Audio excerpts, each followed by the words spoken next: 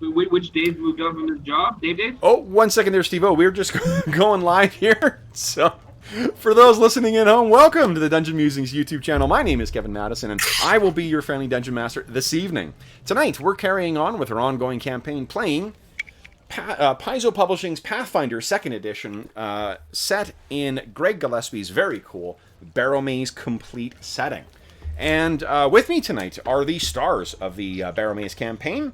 I'll go in the order that I've got you guys on the screen here. First up is returning, making his triumphant return to the Barrowmaze, the man, the myth, the legend, Steve-O!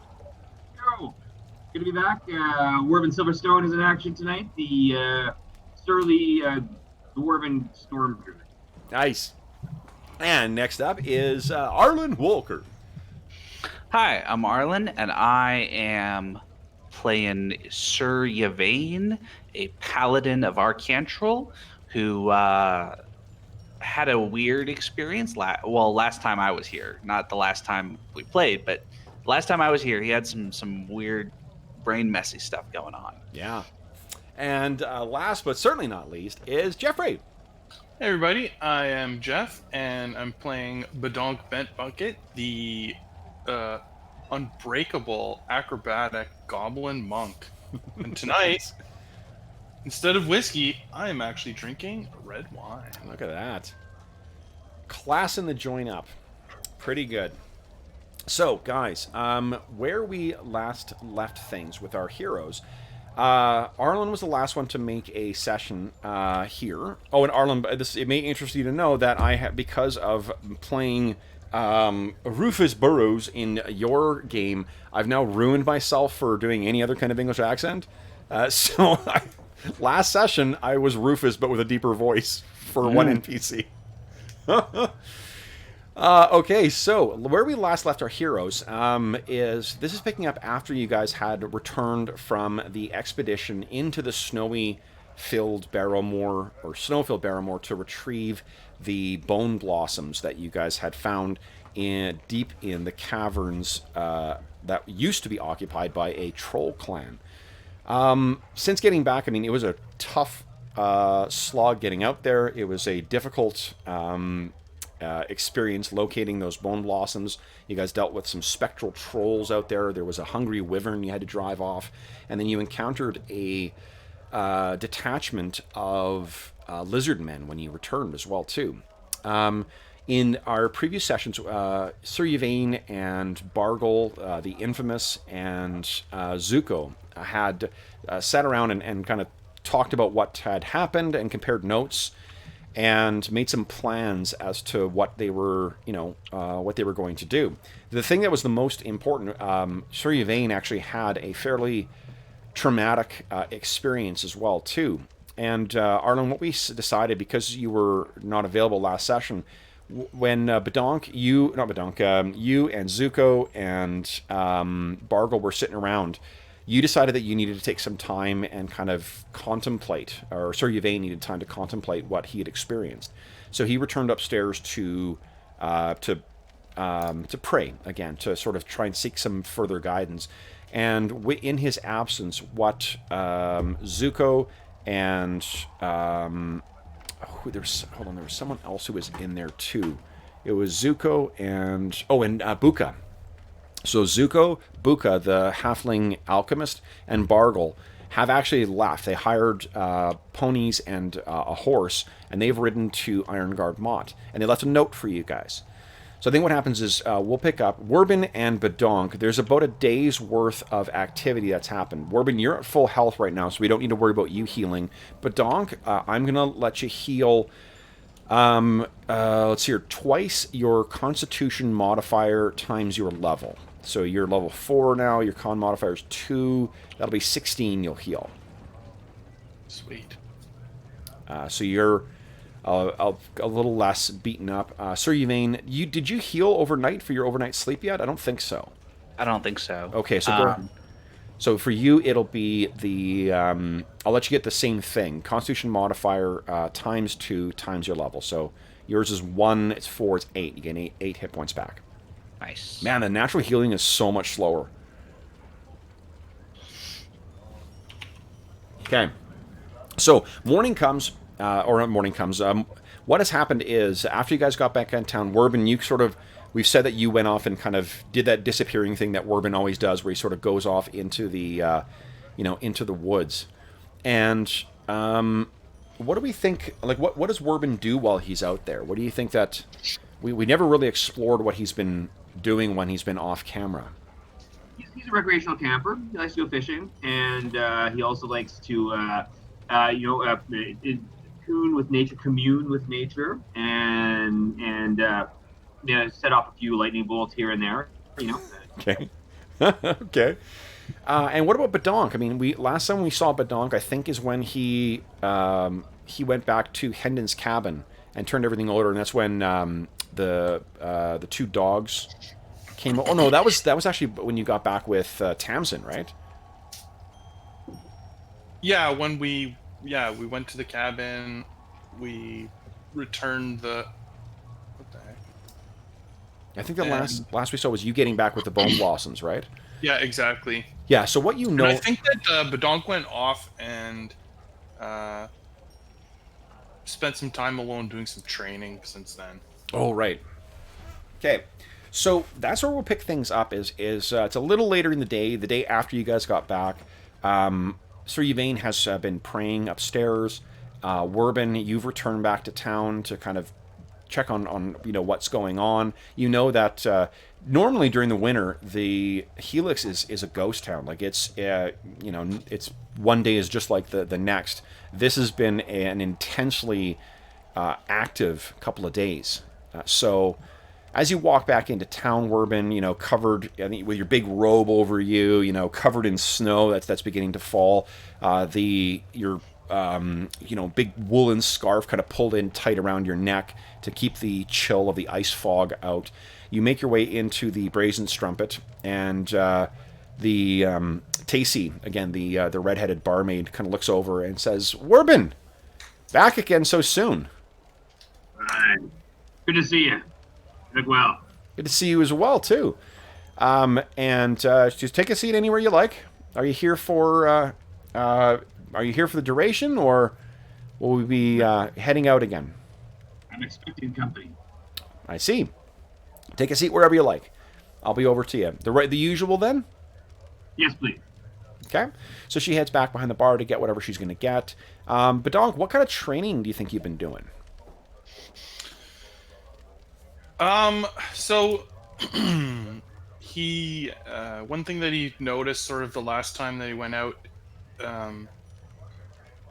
the creatures that were chasing them, he felt that he wasn't in a good position to protect sort of some of the softer members of his party, and he thinks that he could improve that, and so he's sort of meditated on it and gone out and practiced a bit and sort of learned about that. Okay. And so the just martial arts training, essentially. Okay. So the I'm trying to think how this would look then. Maybe because I'm looking at the picture of Helix itself on the screen there, and there's not really like abandoned buildings that you could take advantage of. But He would just be doing it maybe in the edge of the forest. Sure. Yeah. And Yeah. just practicing with Biscuit and Bone. Yep. Just letting them wander around in the forest, and he's sort of darting around and, pretending to protect them kind of thing. Okay. So maybe you're like tossing snowballs in front of them or something like that? Yeah, so they chase after them, and then I sort of try and get in between them. Sure. Yeah. Oh, and before we get going, too, now, Arlen, this isn't the tradition from our Tula game, but you wrote a pretty fucking awesome poem. Did you want to kick us off with... Oh, I can do that. Yeah, absolutely. Let me find the branch. So maybe that's what Sir Yvain has been doing, if you feel that's appropriate for the character. Yeah, I think that's fun. Okay. All right. There upon the plain that does not exist within the moor, far too false and facile for any home but the maze or home itself, lies the aborted offering insubstantiated upon itself, the wooden table alterized for what is no longer wooden. that thing which has gone on enduring from the time when deathly father and deadly son sealed from sunlight only to corrupt the seals placed upon their graves. How could they not? Lord of graves and graven images whose wordless wonders lie beneath the earth, down Barrowmaze, beneath the stone uncarved and caved. And I remember that tutorial I saw long ago, how to crush slaves and frogmen. Take up all your axes and lock away the nefarious polysemy of all branches but this one. Nice. Well done. So that gets you a hero point for sure. And with that, I think we see upstairs. We see, well, I guess outside the brazen trumpet first, coming into town, we see Bedonk riding along with Biscuit and Bone are kind of skipping along next to him. And for those who may not be familiar with Bedonk's sidekicks, Bedonk has two former circus dogs that are his two little sidekicks, and they're pretty small, aren't they? Yeah, they're not fighting dogs or anything, or hunting dogs. Yeah. So these two are kind of come trotting into town. Their tails are going crazy. Their tongues lolling out, leaving big clouds of breath coming out in front of them. And I think, Bedonk, you maybe even worked up a little bit a sweat as well too, though you're still covered in all those winter clothes that you picked up from for the last expedition. Right. Yeah. So as you come in, you can see that Werbin is sitting at a table near the fire. He's got some of his layers off too, and his big staff is leaning up against the stone fireplace. And that's a bit of an unusual turn, I think, for you. Is seeing Werbin is normally, he's outside of town and whatever. I'll head over and talk to him. Okay. Yeah. So you make your way over to the table, and Werbin is sitting there nursing a beer, and Yeah, I'll probably grab a drink and. Yeah, Tacey will bring it over to you. And Werbin, Hello, old friend. what's going on? What are you doing in town? Looking for a little bit of our usual fun together. Ah, of course. Being the winter, we're not really heading out right now Oh. on any expeditions. Oh. All right. What are you doing? Well, we were, helping out some of the locals. Wee bit of the vampirism came through town. Oh, I see. You're still alive, I see. Yes, managed to survive. Of course, luck is always on my side. Nice. Upstairs, what we see is, with Bedonk kind of pulls the table out, he sits down. Biscuit and Bone come over and kind of sniff Werbin a bit, and then go in and lie themselves down as close to the fire as they can. And Tacey brings over a drink for Bedonk, a little bit of food, and she tosses some small little bones with a little bit of meat on them for the pups, and they both go at I them. actually picture now, Kev, that they have a little pillow that they bring over for me that I sit on. Nice. Me up on the table. Sure, I love it. Yeah. Okay, so the usual thing goes down. You do a kind of a vault up onto the chair, and yeah. And upstairs we see, again, like there's that gleaming set of armor set on kind of a wooden stand. I think that because of how long you've been here, you've probably fashioned a crude kind of stand to keep your armor on, rather than just like draping on a chair or whatever. So it's sitting in the chair, and then your gleaming sword in its scabbard is setting up against the wall as well, and you've just finishing putting pen to paper for this epic poem that we just heard.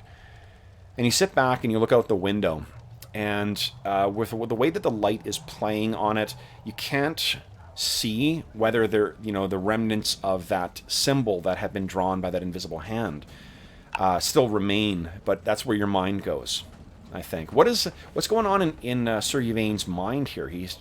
Something has prompted him to go back into contemplation. What insight can you offer for us? Yeah, I think he's really kind of struck by not just the kind of strangeness of the events, although that obviously would be enough by itself, but the kind of sense of, I think really a lot of it for him has to do with this idea of kind of the weight of history, that he's a fairly learned man, and so he knows something about the history of this place, and he's getting a sense of just kind of how many layers there are to the Barrowmaze and all of this, and that he is involved in something that kind of stretches much further back than he could have imagined at first, right? Sure. Okay. So you finished your poem. You look outside at the from your vantage, you can see off towards the Turgan's Trade Goods at number 2 there, and then the small the collection of houses over there, big puffs of white smoke coming out of each of them. And then you realize, like, oh god, like you don't think you actually ate that breakfast that was brought for you before because you were so caught up in talking. It's been a long time since you've eaten. So we hear the creak of the chair go out and grabbing. Am I correct in thinking that you always have your sword with you? Basically. Yeah. I mean, I think so. I think one thing is that he has the sword, not necessarily so. I don't know how much about kind of the way that actual knights did it. How much you know about the way that actual knights did it, but one of the common things is to have essentially the sword belt with kind of like a large, almost like a Bowie knife or something, Yep. on you all the time, and then you have the sword next to you, and then when you're ready to go, you attach the sword to the sword belt itself, the sword Yep. sheath. I did not know that, but that's exactly what I was picturing. Yes. Okay. So he's definitely always got it kind of next to him. He doesn't necessarily, because it's hard to sit in a chair with the sword in the sheath. And I kind of picture him like carrying it down, right, and like kind of setting it on the side. So he's always got it close at hand, but not necessarily always, combat ready, as it were. Yes. Okay. So Badonk and Werbin, you guys are talking about what's happened over the last couple of days. What you've been up to.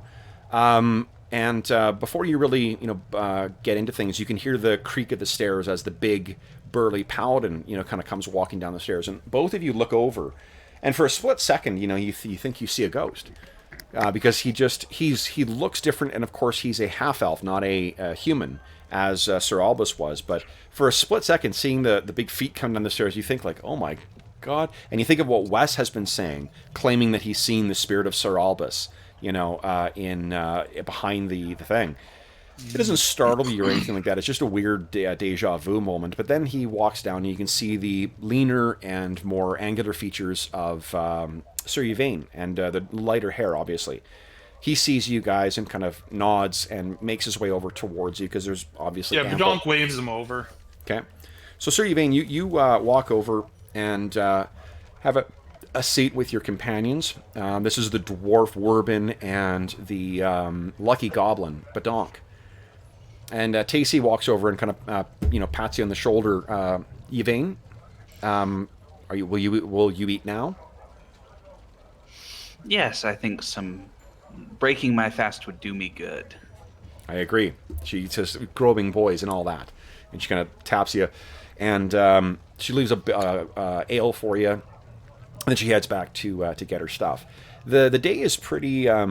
So does he place his sword on the table? Is that what you're saying? No, just pretty much like I'm picturing it being either leaning on one of the chairs that's empty, or he's placing it. Okay. No, he's not like plank. Right. He doesn't put it on the table. I mean, I don't want to speak for Sir Yvain, but that's just no. I think have it a little bit like what somebody might do if they walked in from the rain and had an umbrella, right? Yeah. Kind of prop it up somewhere out of sight almost, but near hand. Okay.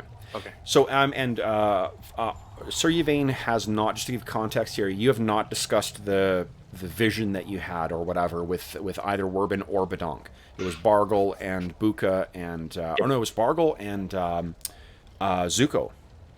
Yes. Yeah. So you sit down and let's see here. Let me get some dice rolling here. Badonk and Werbin, what are your perception bonuses? Perception.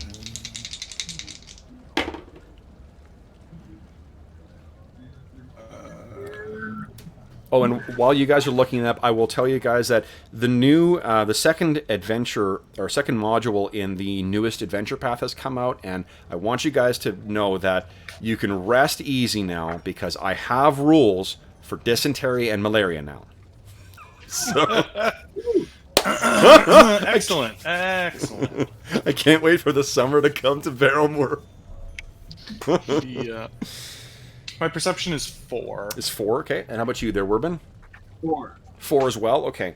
So Werbin, you can kind of pick up that this elf or half elf guy he's been pretty cheery for most of the time that you've known him in the since he's come here.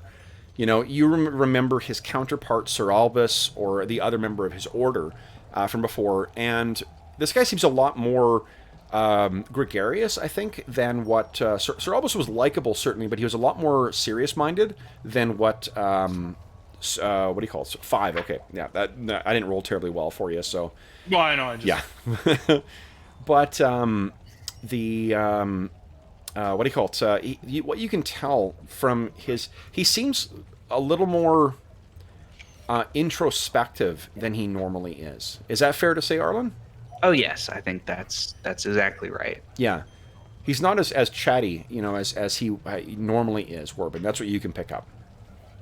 Right. I leer at him. Is all well? There are strange things afoot in the moor. Our friend Wes Littlefoot has had visions of my predecessor, Sir Albus. I trust he's told you of that. He has.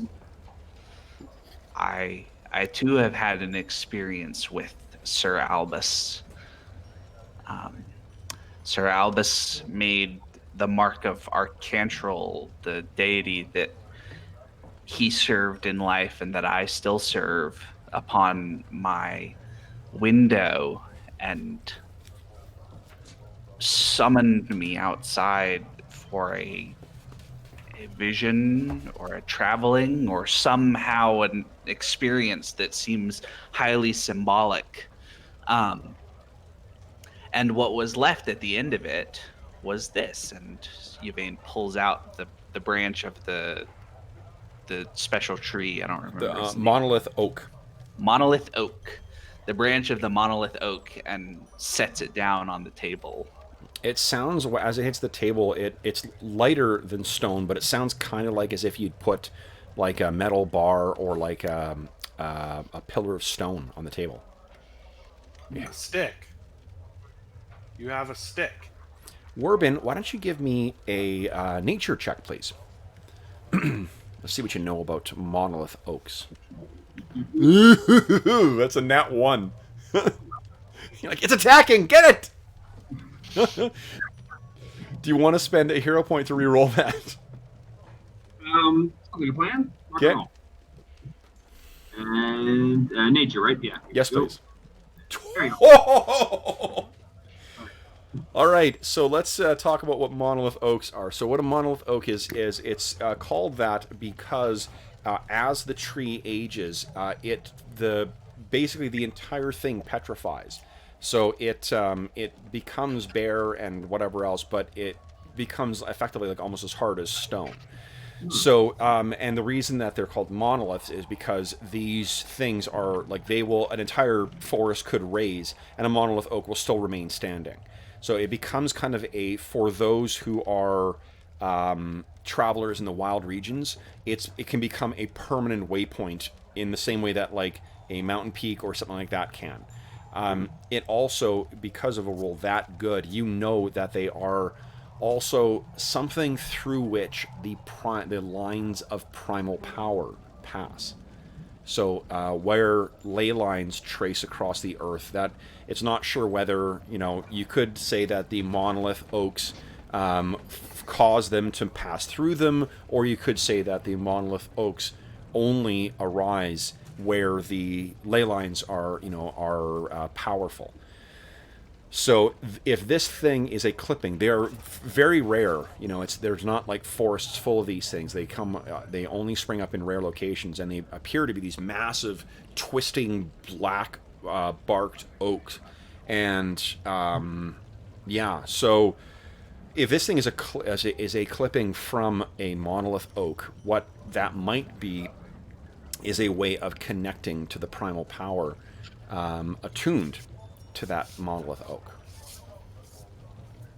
kind of like a dowsing rod. So this is it's a pretty significant piece of primal magic, or of an artifice of primal magic. Strange that this paladin has it. Badonk picks it up and he's like, "So what does it do?" He's kind of like playing with it. Yeah. So Werbin, you know all that information, but what do we see? What is Werbin's reaction to that? I sort of kind of surprised, and he says, "I see. And what purpose does your god have in giving you this, or leading you to this?" Well, there were two halves to the dream or the vision that I experienced. The first one involved a pillar with fire at the top and covered in the signs of Saint Yig, and I was swarmed by frogs until they overran the pillar and myself, and it fell and collapsed, and calamity ensued. The second half of the vision involved a great black toad in what we believe to be the combined graveyard and spawning grounds of the froglings, where the rest of this tree seems to be located. The monolith oak, unclipped. So the Werbin, with a roll that good, I'll let you. I mean, that less, civilized or more attuned to primal nature, civilized or cultures, they would flock around a monolith oak in the same way that a font of power, of magical power, would may lead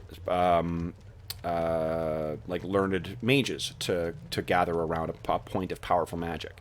A monolith oak can be effectively as sacred. It's not a source of divine power, but there's not really another word that does it justice.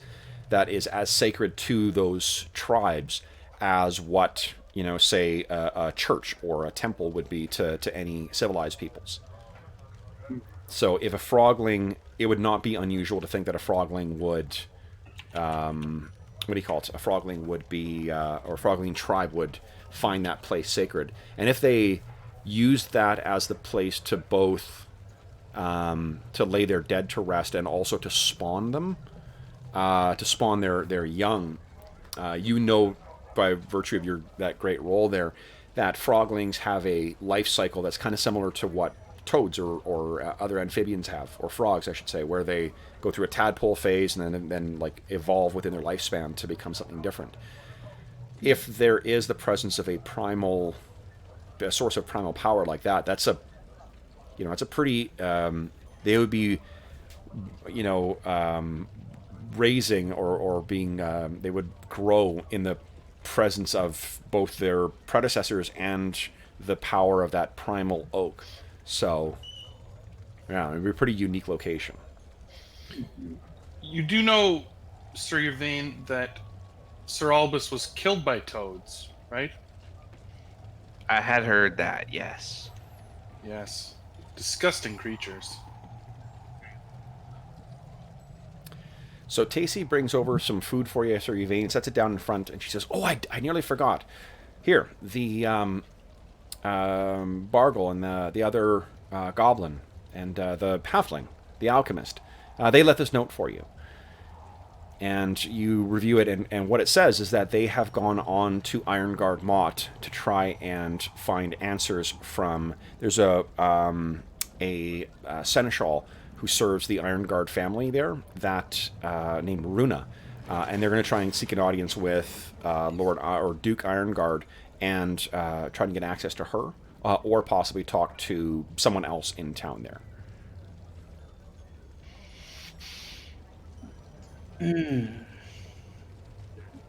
Something tells me that with Bargle in the party, there will be hijinks and shenanigans beyond what they expect. There's a chance of that. So, you have a chance to look that over. And what do you think? So, Badonk, I mean, I guess, Sir Yvain, what are you thinking of here? What's going through your mind? So, I gave you sort of the summary of what happened in the dream, but my interpretation of it, gentlemen, has to do with the what I believe to be an impending assault upon at least Helix and perhaps all of the settlements in the area by froglings. A batch of froglings spawned up for the purpose of attacking the bastions of St. Yig, which would be Helix itself, mostly. With that in mind, as at least one interpretation of this vision, seems to me one other detail is that we, as a group, when we were discussing it over, kind of came up with the idea that perhaps the special toad, this black toad, was somehow attempting communication or opening up the preliminaries to some communication between us related to this, and wanted to. It seems like if my reading of this dream is correct, that I at least am meant to go into the Barrowmore and find the spawning ground and find this unique black toad and somehow hopefully avert the hostilities that may be brewing. And then you spank it with this stick? Probably not, but I won't rule that out yet. So I think we may need to. Werbin, why don't you give me another nature check? I want to see what you know about froglings. Badonk, are you trained? You're not trained in nature, are you? No. No, okay. So, Werbin, what you know is that froglings are. There's a couple things. As you've known, just by virtue of talking to your contacts in the Druidic Circle, in the Faith of the Green Man that live in the Blackened Forest, talking to the people who have been coming, the mercenaries who have been coming into town throughout the summer. You know that as the summer went on and then into the fall, there were more and more frogling attacks on the road between Helix and Ironguard Mott. And that's unusual for how far north that those things have been venturing. Which really couldn't have come at a worse time, because a lot of the henchmen had been kind of bled off and attracted to go fight in that war against the giants in Threshold, elsewhere in the northern reaches.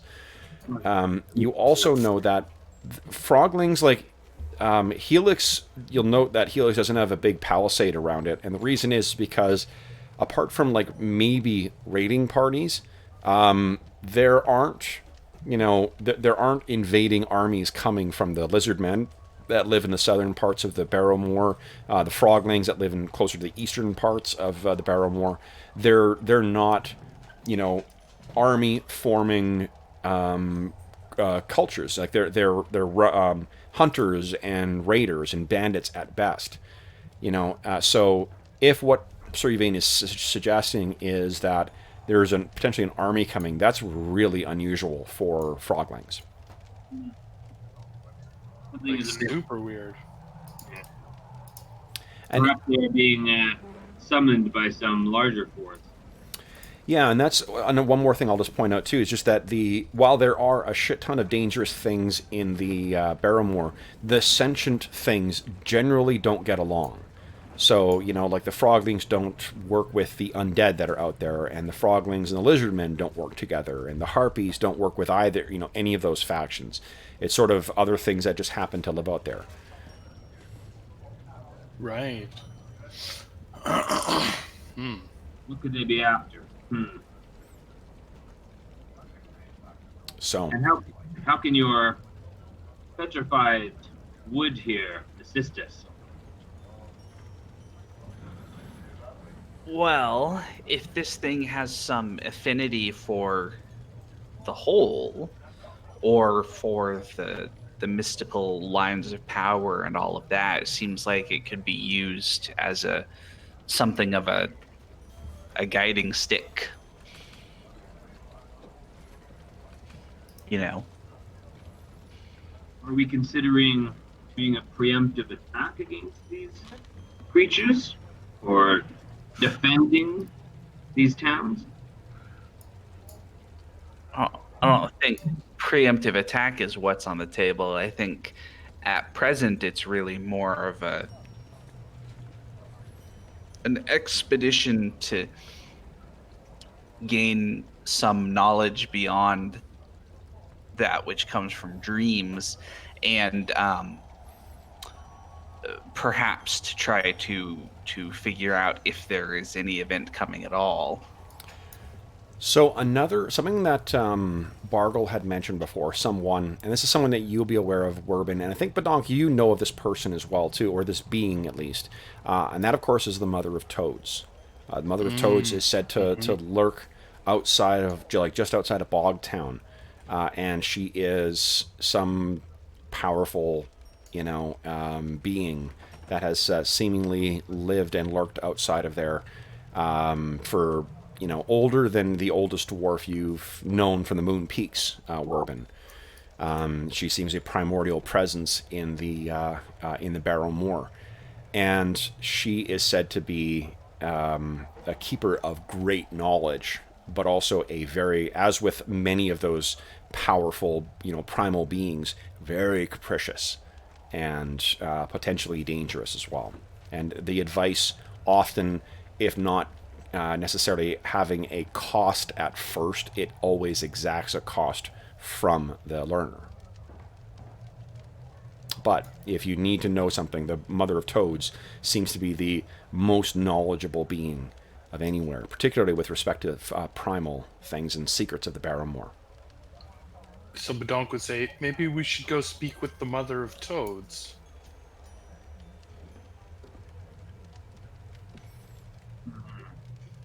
Agreed. Other options are, what the Zuko and Bargle and Buka have gone off to do, to talk to the sages and try and consult the libraries, or gain access to and consult whatever libraries may be in Ironguard Mott. That's an option as well too. There is Mazin the Magnificent in town, who is supposed to be a wizard of some great power and great learning, but he's trying to put he's effectively like thought of in town as that like angry old neighbor who no one wants to go to his house. When the ball goes over the fence and the kids see it, they're like, "Fuck it, we're not getting that ball back." Right, so, that ball's done with. Exactly. So there is Mazza as well too. There was a reason not to talk to the Mother of Toads that I don't remember. I don't know if you guys just got distracted by other stuff. Maybe we just got distracted. We were gonna go talk to her and we never did. But Donk can't remember why, is what he says. I think I was once gonna go visit her about a curse. That's right. Maybe it was when Wes was cursed. No, it was when it was when Bargle and, or what are their names? Greg and Barwood and Greg, right? Barwood and Greg cursed Badonk and said they took his luck away. Yes, and they cursed Sir Albus. Yeah, and so... And then Sir Albus died that day, too. Right, and that made Badonk believe that maybe they really had cursing powers, and so he was going to go speak to the Mother of Toads. Yeah. And what the rest of you had known too is, and I think Sir Yvain, you've heard about this story. This has been told to you over the course of the winter. What had happened is that on the day that Sir Albus died, they tried to hire these two guys, and what was discovered was that, and I can't remember who did this. I think it was Roan. I think it might have been Roan Scarshorse, the half-orc sorcerer that Chad plays. I think he might have been the one who discovered this, or it was either him or Dave's character, Skurg, the smith. And what they discovered was that they apparently worked for the Shadowhands. Barwood and Greg were working for the local Thieves Guild. Right. That's what led to the confrontation with Sir Albus, and what went from this friendly kind of like, oh, come on, went to this thing with them cursing Sir Albus. You know, a hex on you is what they said. Sir Albus and the rest of the party went into the Barrowmoor, and Sir Albus didn't come back. And after that, they disappeared. You may remember one of the running jokes we've got is about when Wes starts to drink. They ask if he's, do you remember? Do you want to? Have you seen Barwood and Greg? Have you seen Barwood and Greg? It's because Wes came back, got hammered, and was asking everyone in the bar, where they could find Barwood and Greg. And Vax Silverscroll, a wizard who went out with everyone, he hasn't left his room since coming back. That's James's character. Mm-hmm. So that seemed to I think you're right, Jeff. That's what sort of derailed things for the party for a time. But then you guys eventually did make it back to the Barrow. The actual Barrowmaze itself, to the mounds. You accessed the Barrowmaze, started exploring that. Then you had that side thing with the trolls, and that then kind of like the season ended. I think if I remember correctly, they were cursing Sir Albus, and then Badonk went running back there, and he was going to fight them or kill them or something, and yes, Sir Albus stopped him. Yeah. Because he didn't understand why he was taking the lip from those guys. Yeah. That's right. Sir Albus was the one who encouraged you, or prevented you from kind of beating the shit out of those two. Yeah. Because you did, I think you tripped them, didn't you? Yeah, I might have pushed him down or something. Yeah. I did do something to him. Yeah. So. Yeah, that's right. Okay, so all this stuff has gone through in Badonk's kind of mind, and that reminds you, like, that's right. The Mother of Toads. Yeah, Why did I? Right, we never spoke with her. Mm-hmm. Well, I figured out that their curse was false. Clearly, I'm still the lucky goblin. So what are you thinking, guys? I mean, travel in the wintertime along the road is going to be... it is no more or less dangerous than it is in the summertime. It certainly is a lot safer than than venturing out into the Barrowmoor. Mechanically, you guys will not have to make a skill check to try and advance through stages. It's just going to be random encounter rolls, and a fortitude save too, depending to measure the travel. But the fortitude save is much easier though. It's a lot easier than what the what the other one, the one of tromping through the snow and whatever is. Right, that we were doing. Yeah. And so what are you guys thinking? So that's all been sort of filling in what your characters know. What are you guys thinking in terms of next step? Do you seek out the knowledge of the Mother of Toads? Do you try and get on the good side of Mazza the Magnificent? Do you go to Ironguard Mont and try and seek out the... What do you think, Sir Yvain? This seems to be your quest. You were given this stick to obviously make some kind of atonement in the world for your god with what happened to Sir Albus. It seems to me that the best course of action is to try to find this Mother of Toads and get as much information as we can before we do something truly reckless. True. So as you guys are sitting there, kind of talking this over, the door opens, and in walks Vina, Hendon's wife, and she looks fucking haggard. Like her hair is kind of a mess, and kind of there's loose ends and loose hair that's kind of going all over. She's pulled it back into a ponytail as best she can. She looks pale. She's got giant bags under her eyes. She walks over to Ballo and then talks to him kind of quietly. And she looks over and sees you guys sitting there and kind of gives a week's kind of a half smile, and then kind of looks down, just kind of lost in thought. The overwhelming look on her face is worry. And if you guys don't do anything immediately, then what happens is Ballo comes out with a bundle that you're assuming is some kind of food, and hands it off to her. She thanks him, profusely, and he has a look of gravity, on his face where he seems, he doesn't seem the friendly, jovial, Ballo that you guys all know. She turns and then, unless maybe you guys wants to interact or to interrupt her, she quickly heads out the door and heads across. If you can see out the window, she heads across the open yard back towards her and Hendon's house. Yeah.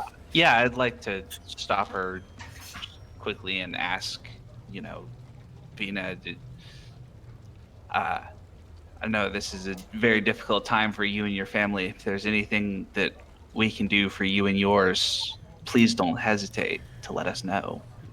She looks up at you and kind of has you can see her eyes are just like beet red, no doubt from crying herself dry, right? Mm-hmm. And so she has difficulty making eye contact, and she seems as if she's got that like far away look of someone who's the people who have to lurk around hospitals while they're waiting to find out what's happening to their loved one, right? Where that horrible feeling of powerlessness and potential loss that weighs on someone. And she's kind of is staring off with this 1,000-yard stare. She's like, no, you've done your help and your willingness to retrieve those herbs is my Hendon and I cannot thank you enough. It's just, and you see her like, if she had the capacity to cry any longer, you think that her eyes would be welling up, but her voice is getting kind of ragged. She's like, it's just not working. Othar says that something it should be working, but it's just not, and I don't know why. Why would the gods turn on us like this? Why would something work against us on this? Sir Yvain, give me a religion check, will you? Mm-hmm. Awesome. So, I mean, before you set out, just to give you some context for this, before you set out for the Bone Blossoms thing, like, the ritual that Othar is a much more powerful, he has a much more powerful connection with the divine than what you do. Yeah, he's a real cleric, and I'm just a. Well, also, he, if we were to look, he's a higher level than what you guys are as well, too, right? Oh, well, that too. Yeah.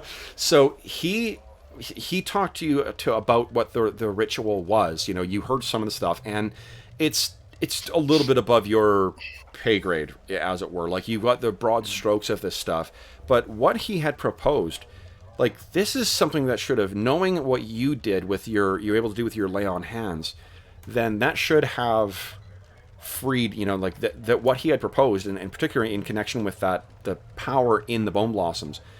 This should just be a matter of time. Like, there's not a reason why this should be a serious quest to find these things. You'd think they'd be pretty powerful. Oh, definitely.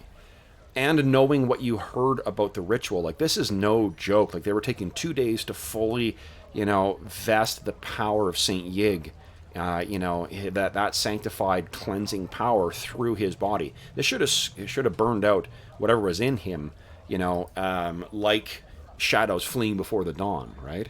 But if what she's describing, like, there's something there, this should work. Something's going on if that's if it's not working.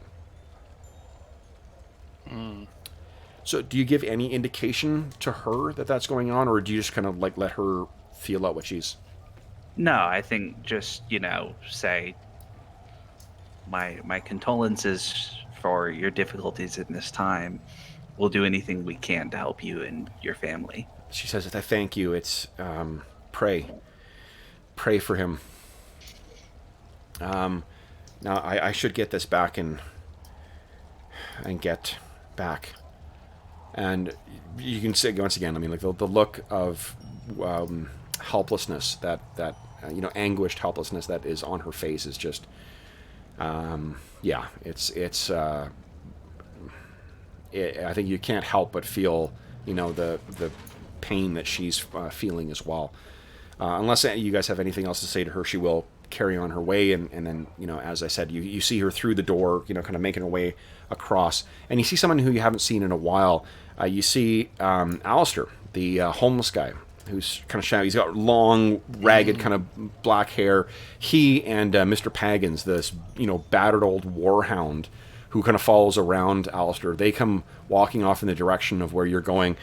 Alistair tosses down a leather pad on the ground, and then takes his place outside of the underneath kind of a cloak outside of the brazen strumpet, and Mr. Paggins curls up right next to him as well. So you guys, after you finish watching her go, do you say anything about this, Sir? Yes. Well, the Badonk is going to say something. Yeah. Sir Yvain, I don't want to sound heartless or anything, but if the vampirism is not being cured, do we need to go over there and finish the poor man off before it takes hold? I don't know about finishing him off, but it does seem like it might be worth sticking around Helix for at least another day or two to talk to Brother Otar about what's happening with the attempts to heal Hinden. Well, we can't let the whole town become turned. No, I'm aware of the necessary evil that might come to pass, but seems like that's surely we can't do that without speaking to the doctor. So Othar, and the fact that Tacy came over, or not Tacy, that Vina came over and got this, you expect that Othar is the one who is sort of leading the ritual. Yep. So he's gonna be busy for a while. Gamdor and Scylla are probably the ones who may be able to sort of trade off to take breaks, but Othar is sort of going to have his full devotion to that, so that the opportunity to chat with him may not be. Well, that's why I was saying another day or two, right? Sure. We're going to take 2 days for the ritual, and we spent 1 day, right? So today would be the second day of ritual, unless it drags on for longer because they're. Well, you think that this should have been done. Oh, it should have been done by now. Like, this is weird that it's taking this long, and it's weird that it's not working. Mm-hmm. It's something that should, unless someone is not doing something properly or there's something interfering with it, then this should have worked.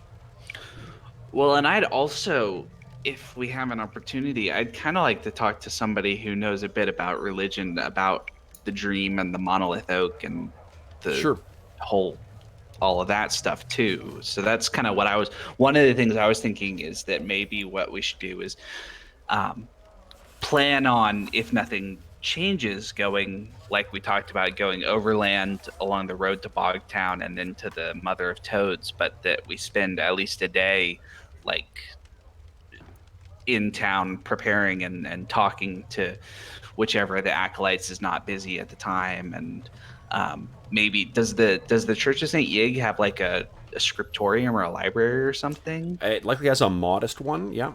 Mm-hmm. So that might be useful to pop in there and see if there's anything we can, because we also, so huddle up, guys, we don't want anybody to hear. We have a sneaking suspicion that there is a deity called Orcus involved in all of these happenings in the Barrowmaze. Orcus, the son of Nergal, yeah. Brother this sounds like it's moving a lot out of the range of a lucky goblin. Yeah. Do you have some more paladin brothers or something? Warriors of the Cross or whatever what's your symbol? I don't have it scanned in, guys, but I do have at hand one interpretation of Orcus. Mm. What's your holy symbol? It's like a pentagrammy looking thing. Do you have, more brothers that could come help us? Sounds like some kind of a holy war if the gods are involved. I think we're on our own for now. Oof. Can you teach us some stuff? Is Badonk trained in religion? I think he is, isn't he, as a monk? Yep. Yeah, give me a religion check. No, actually he's not. Oh, he's not. In fact, his religion check's a -1. Here, he'll check. Well, that's an amazing roll. That's a really good roll, yeah. So I think, Badonk, here's what you know. You know, at least, having been out in the world for quite some time, you know enough to know sort of what Yvain's talking about. Like, rituals, there's always a chance of failure with rituals because, like, mechanically, guys, just so you understand, rituals are sort of like long-form spells, and they do involve skill checks. So, there's always the chance of failure with the things. But there's also, from what for how powerful Sir Othar seems to be, and the way that he talked about the ritual beforehand, this should have been a done deal. Othar would not have sent you guys out to get this shit if it was a 10% chance of success, right? Like, this is a... Right. Yeah. So that's as much as you know, Badonk.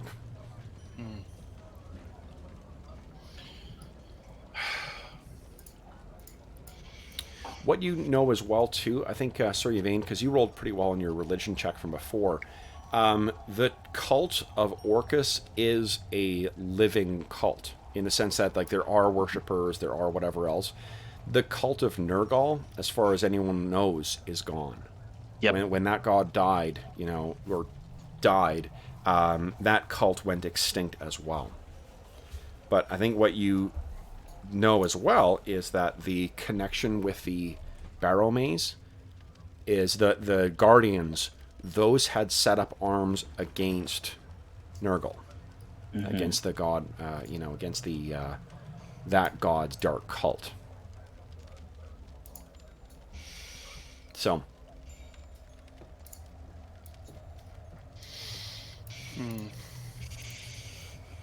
So Tacy kind of walks over and sees you guys all huddled up, and she says, "Is something I should know?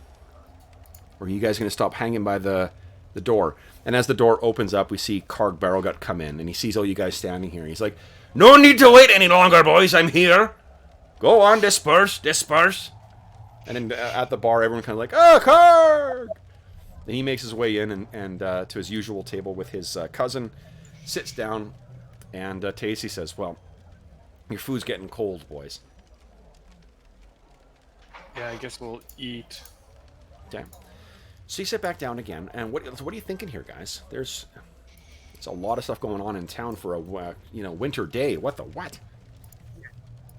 are these small towns the center of such big events? What could this all mean? Mm-hmm. These gods, they're up to something. Have you ever tried to fight a god? No, of course not. No, doesn't usually end well. No, it doesn't sound like something that Badonk is in for. Mm-hmm. So it sounds as though there's a bunch of irons that seem to be in the fire here, as it were. First off, guys, everybody gets a hero point. That's some great role playing on everyone's part. And what are we going to do with our day? What do you guys think? Badonk really doesn't want to leave town if this ritual is not going well.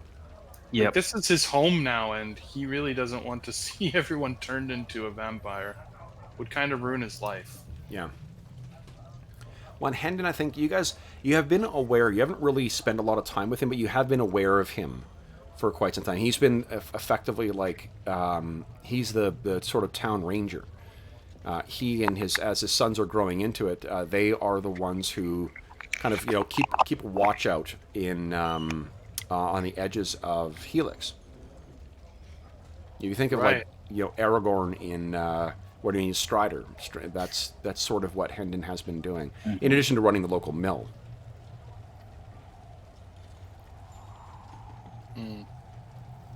So, Wes is, I think, sleeping one off right now, so he's not here. You haven't seen Roan in months. You're not sure where he's gone off to. Skurg, likewise, too. You're not sure where Skurg has gone off to. Vax, you can't get him to leave his room except for to head to the privy. He's been working on something, so it may just be the three of you. What are you guys thinking? What about options? Maybe let's talk about that to figure out your step. One of the ways to consider is to think what your possible paths forward are. Right. So one option, like we talked about, go along the road to Bogtown and then try to get to the Mother of Toads from there. Seems like that's better than trying to hike it across country through the Barrowmore itself. Right. Sure. So another option seems like I mentioned, that we could stay in town for at least a day and try to figure out what's going on with this ritual and with the stuff with Hendon, and then that may provide us with another pressing concern, Right. as these things tend to do. I don't know. I'm not sure if we have other options beyond that, but I don't know. Werbin, any ideas? I'm curious about this ritual, but perhaps time is of the essence. So, yeah, maybe we should set foot. Should we wait around in town for a bit? See what happens with the ritual? When should the ritual be done, Sir Yvain? So my understanding was that it would be already completed by now. Yeah. Well, why don't we go and speak with the other priests? Okay. Like, someone must be not currently occupied. So you guys may remember that the two acolytes who assist Sir Oth or Brother Othar are Sella, who's a human woman, who is a bit of she's a bit of a piece of work sometimes, particularly as far as Skurg goes. She really doesn't care for him. And there is Gamdar, and Gamdar is that half orc that I think that the lot of you guys have come to not really like. He's not really very gregarious or whatnot, but Skurg definitely took a dislike to him. Yes. Do you remember Gamdar now? Absolutely. Yeah. And Badonk would not like him. Yeah. So there's Gamdar and Sella. Sella, at the very least, seems to have had a begrudging, change of, or not a change of heart, but she's warmed to Skurg by the end of the summer. Or Right. Right. So Sella, maybe of the two, maybe Sella is the one that you might have a better rapport with. I think that's who we should try to talk to. I've got my DMG to... Actually, I possibly Sir Yvain would have the best luck yeah, I was going to in roll. this case, because they don't like Badonk too much. Mm-hmm. Not that they hate him or anything, but Yeah. he's not the most favorited there at the church, other than the leader likes me. Brother Othar, yeah. Brother Othar likes me, but I don't know. So, Sella has been, for you, I just rolled kind of a random starting point for her. She's not aggressive towards you, Sir Yvain, in the way that she is towards some of the others, but she's not really friendly towards you either. Mm-hmm. She sort of recognizes you're a member of a faith, but you're a member of another faith, so she doesn't love or dislike you, but she doesn't aggressively dislike you the way that she dislikes Skurg. Yeah. Well, that's that's good. That yeah, I think talking to whoever's not busy, and hopefully it's her. I think you guys should probably time it to be, if what you do is if you want to just talk to her, what I'm going to do is I'm going to ring a flat roll and I'll see who it is, and then if you choose to just wait, you guys will have like a couple hours to kill before you see her. If you'd prefer to wait for her to be available, then to talk to Gamdar. Although you can try talking to Gamdar as well too, just because he's been yeah. So why don't we do this? Let's make a flat roll. I'm going to say 11 or higher. It's Sella who you're going to see, and it is. So Sella, I can't remember. She's got like tawny blonde hair. She wears the kind of white robes of the Church of Saint Yig. And I think what you guys see is, if you make your way to get yourself all bundled up and you head over to Hendon's cabin, what you can hear from inside is probably silence, actually, by this point. Like they're a day ago you may have heard the sound of people either crying or talking or stuff like that. Right now it's just like it's almost as if everyone's keeping kind of like, what is it, like sitting, is it Shiva, when you're sitting and kind of like remembering the dead in Jewish tradition. Yeah, so you like a wake, I guess, is what I'm trying to say. So you guys kind of knock on the door, and you hear a woman's voice from in that you recognize as Vina, saying, "Come in." And you guys walk in, and you can see that Vina, Tamsin is looking quite a bit better, and he is sitting with their youngest son, Yusuf, and with Vina. And in here, you can see, you can hear the sound of Brother Othar's voice, which sounds a little like strained by this point, who's speaking some prayers, and you can hear the deep kind of Gamdar's voice joining in with him at times through the closed door leading into the room where Hendon is lying. And the Vina, I think, is the first one to kind of hop up. You can see Sella sitting down, and she's got an empty plate in front of her, and she's sipping on something that has steam coming off it. It's probably tea or something like that. And Vina stands up and she says, Is something wrong? Did something happen?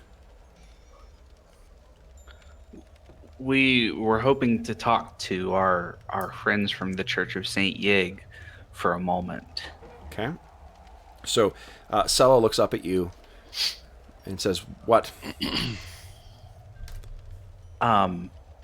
Would you like to talk outside?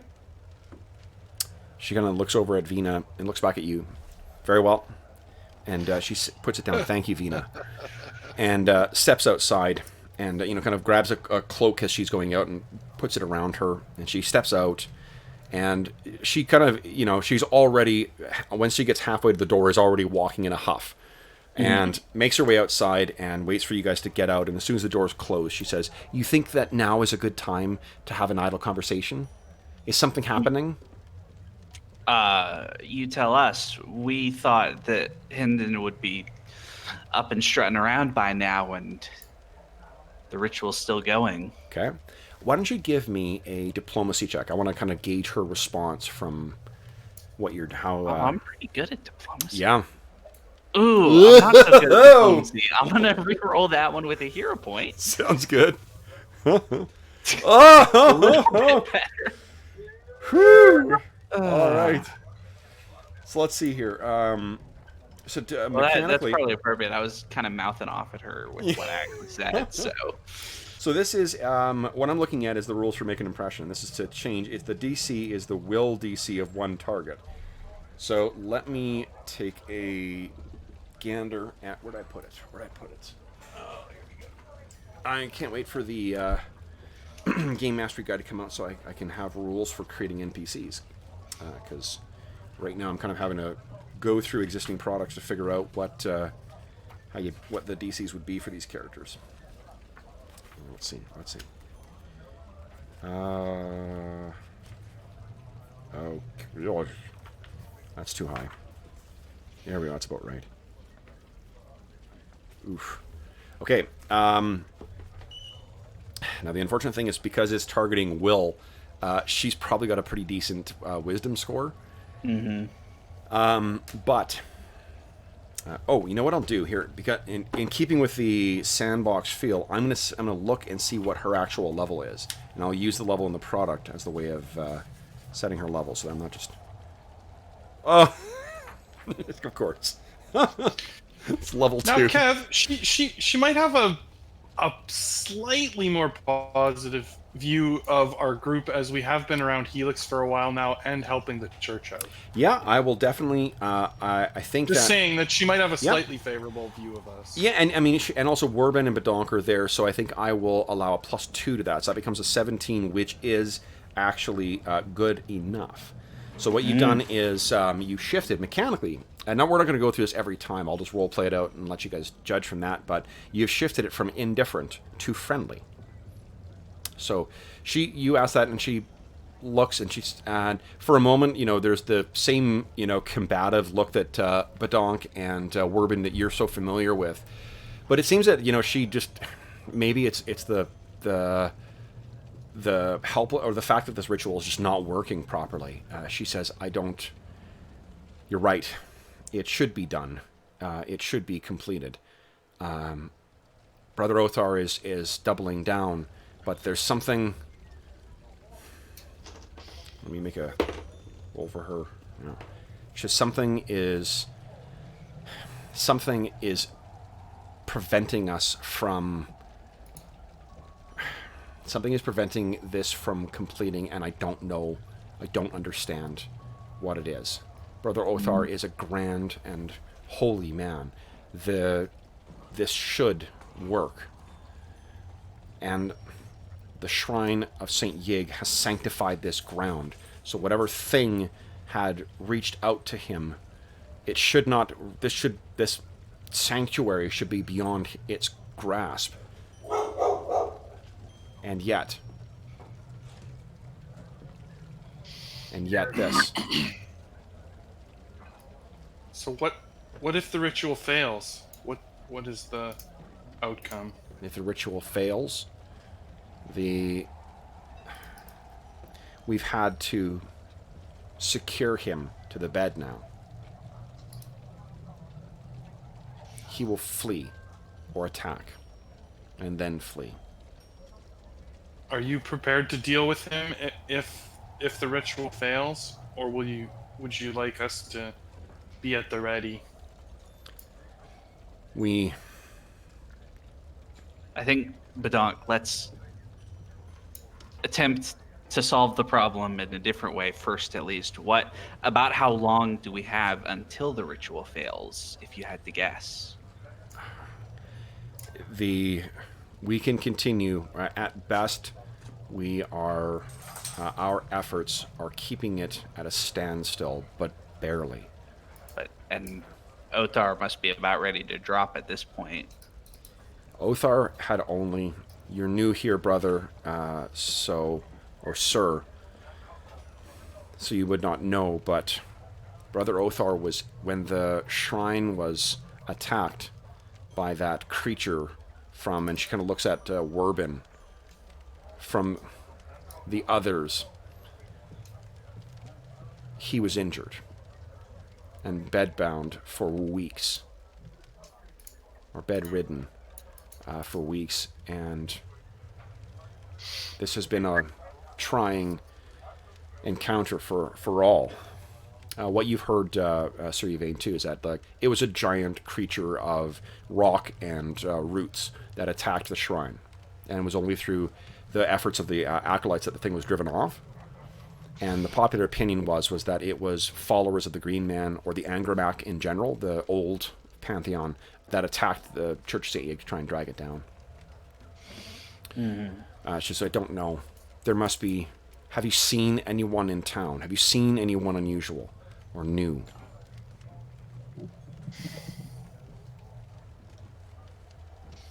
These would be living beings. The dead are not welcome in Helix. The dead may not be welcome, but I think they've been visiting. How so? And I'm gonna reach and pull out the little branch and say, I had a vision in which I received this cutting from a monolith oak, and it was brought on by my fallen comrade, Sir Albus. Sir Albus. Well, if he is a spirit blessed by the divine, that is different from the necrotic souls that lurk in the Barrowmaze. The things that are forced back to a shambling existence. Those are what we keep at bay. Hallowed souls, such as Sir Albus, those would be permitted to pass. You saw him recently. Yeah, behind the tavern, I went out to meet him and was struck by a vision in which I saw a pillar supporting a flame covered in the symbols of Saint Yig that fell under assault by frogs. By frogs. Do you tell her about the sound of the undead in the darkness from that vision? Yeah. Tell her essentially in as much detail as I can. Sure. And what your theory was too. She's the froglings. Because I mean that's sort of beyond. She's not a militaristic type. Yep. Her eyes kind of go wide. She says, could it be that they found allies among the living? Those dark cults out there, they have followers, though we are mindful to keep eyes out for them, for their infiltrations.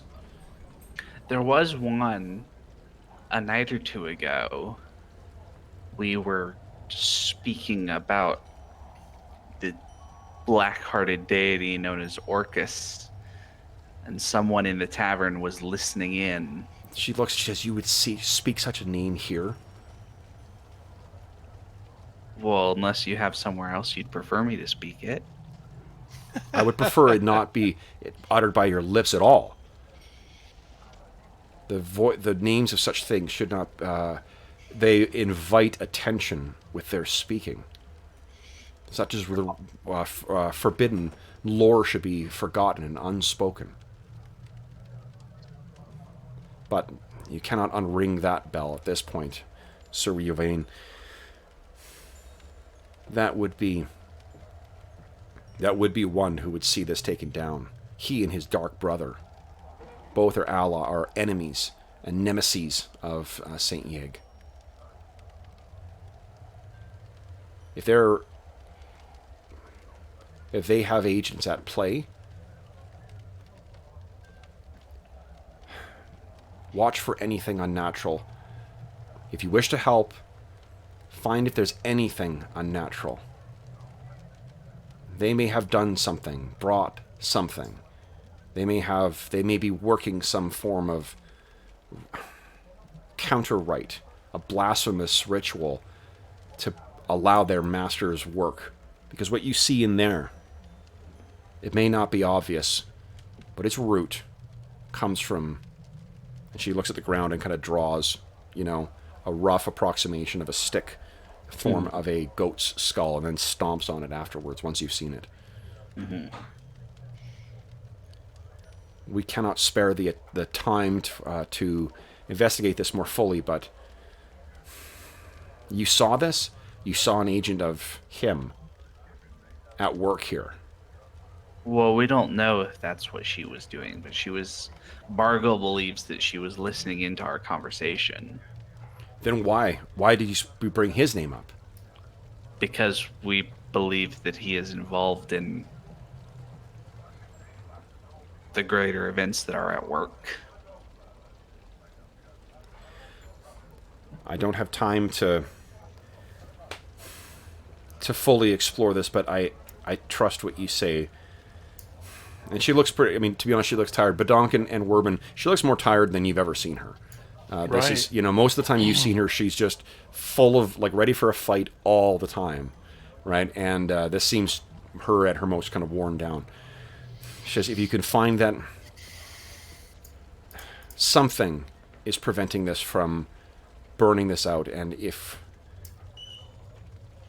A loss of any life to him is always a tragedy, but Hendon has a special place in the heart of this community. If he falls, it will be a great blow to the spirit of this community. So, do you guys have anything else you want to ask her about?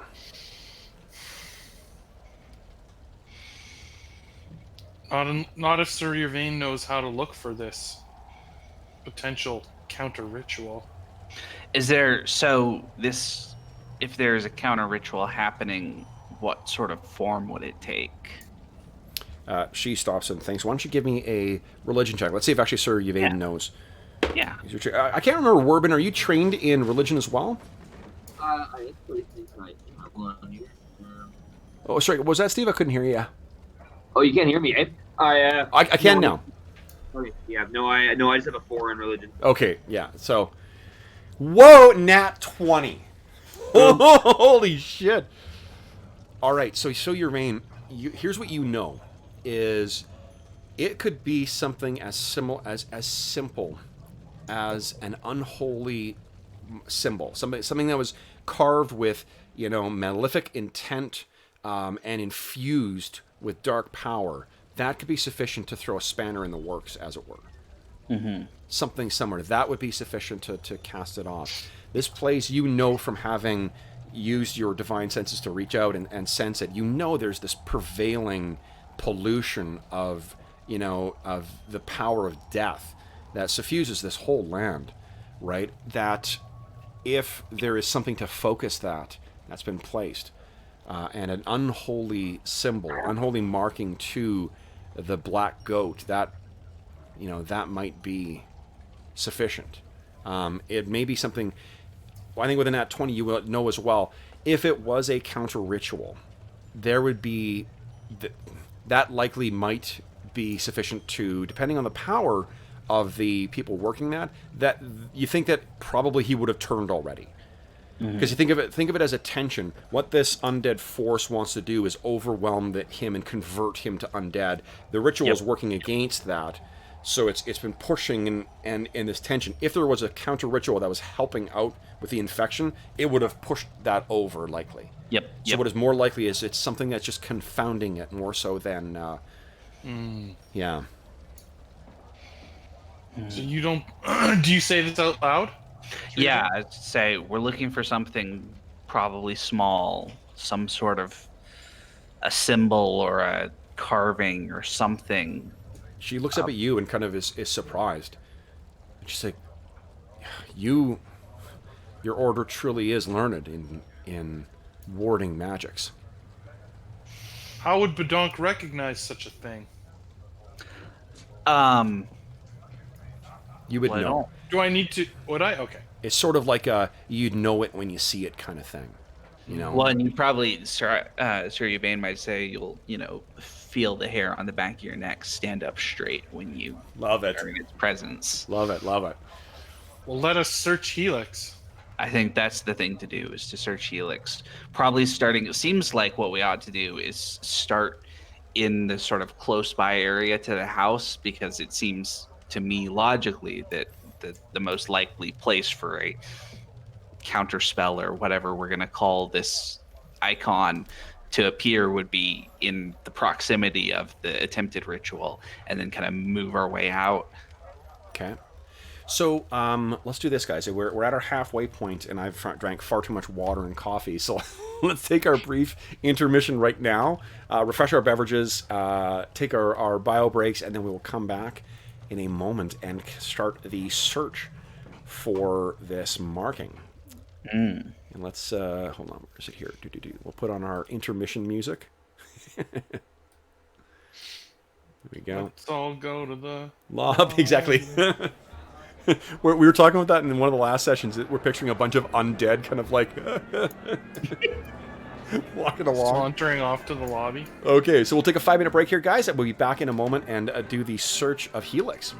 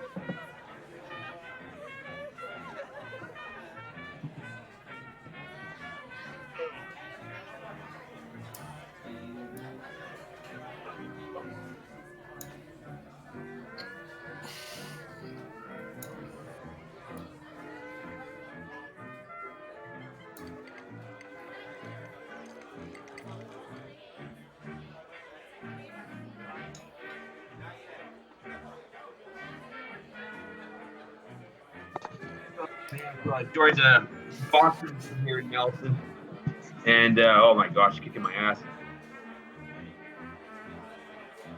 Some boxers? So he said. Well, I joined a boxing gym here, and I haven't been to a boxing gym specifically in, oh gosh, 15 years. And wow. yeah, I mean, I used to do it a lot. And then I just had my own bag for a while. But yeah, anyway, so getting back into shape, but yeah, it hurts. Yeah. I bet. Yeah, and those are very specific muscles and muscle groups to do. Like that's one of the, They are. Yeah. What I muscles mean, are we just talking about every sport is like that. What are you doing, Steve? Boxing. I joined the boxing gym in Nelson, so I've been. Oh, hell yeah. Yeah, it's awesome. Yeah. How's your And, shoulder holding up? Not great. Not great. Yeah. Steve's been a boxer for years. Like I've been I've always kind of wanted to try it, and Steve kept saying like, "Oh yeah, do it," but he fucking blew his shoulder out on a punching bag. Yeah. I used to hit too hard. I had these little gloves, and I would always take the hardest bag in the gym, and tore a tendon in my shoulder. But it feels pretty good. Like I can box, but I may only have a fight or two left in me. But yeah, I might give it a shot. I'm now considered a master as I'm in my 40s, so the rounds go down to 2 minutes, and yeah. So everyone can kind of like grab their knees and like. Exactly. Steve, actually, something that I just saw it advertised. I think like next month, there's a new documentary coming out about plant-based diets, and it's got like Schwarzenegger and a bunch of like top-tier athletes and shit in it. It looks really interesting.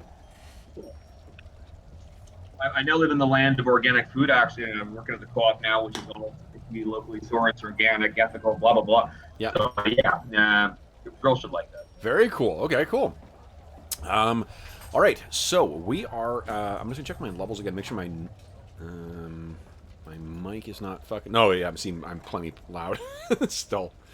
Okay, so so what are you guys thinking here? So Sella, after finishing her conversation with you guys, she turns and heads back in, and then like as she's about to go back into, she pauses for a second and she turns back and she looks at you, Sir Yvain, and says thank you, and then turns back and walks in and closes the door behind it. Sir Yvain, you can go ahead and put down that you have a renown of 1 with a charge of St. Yig.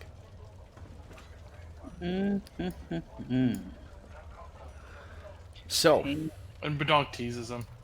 Ooh, hitting it off, eh? so what are you guys? I think that means you're a cheval is the title if you choose to. I mean, like you don't use it in universe or in fiction, but Dave chose to adapt that. He was calling himself Skurg the Cheval for quite some time. So, what are you guys going to do then? You guys are outside Hendon's cabin right now, which I think is right over here. It's the one nearest the windmill, and you can see the windmill is slowly kind of, creaking and moving in the along in the midday breeze. What's the strategy here, guys?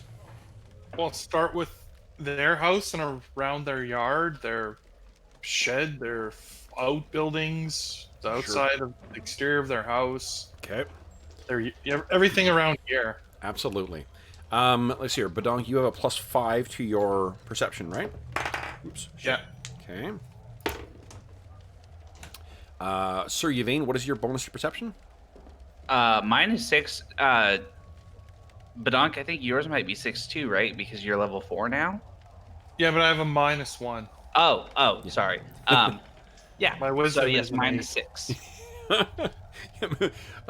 Common sense is not Badong's strong suit. No, not at all. Okay. Werbin, what is your perception bonus again? +4? 4. Yeah. Is it that low? That seems really low for... Because you got, you're 3rd level. I think you're trained in it. And you're... Let me just double check here quickly on Hero Lab, because I think... Sure. That sounds a little low for him. Yeah, because, you're trained in it, which would be +2, and Wisdom is the perception stat, and Druid's, that's its kick-ass stat, right? So... Right. Go to Werbin Silverstone. Let's see here. Your perception bonus is... Where is it here?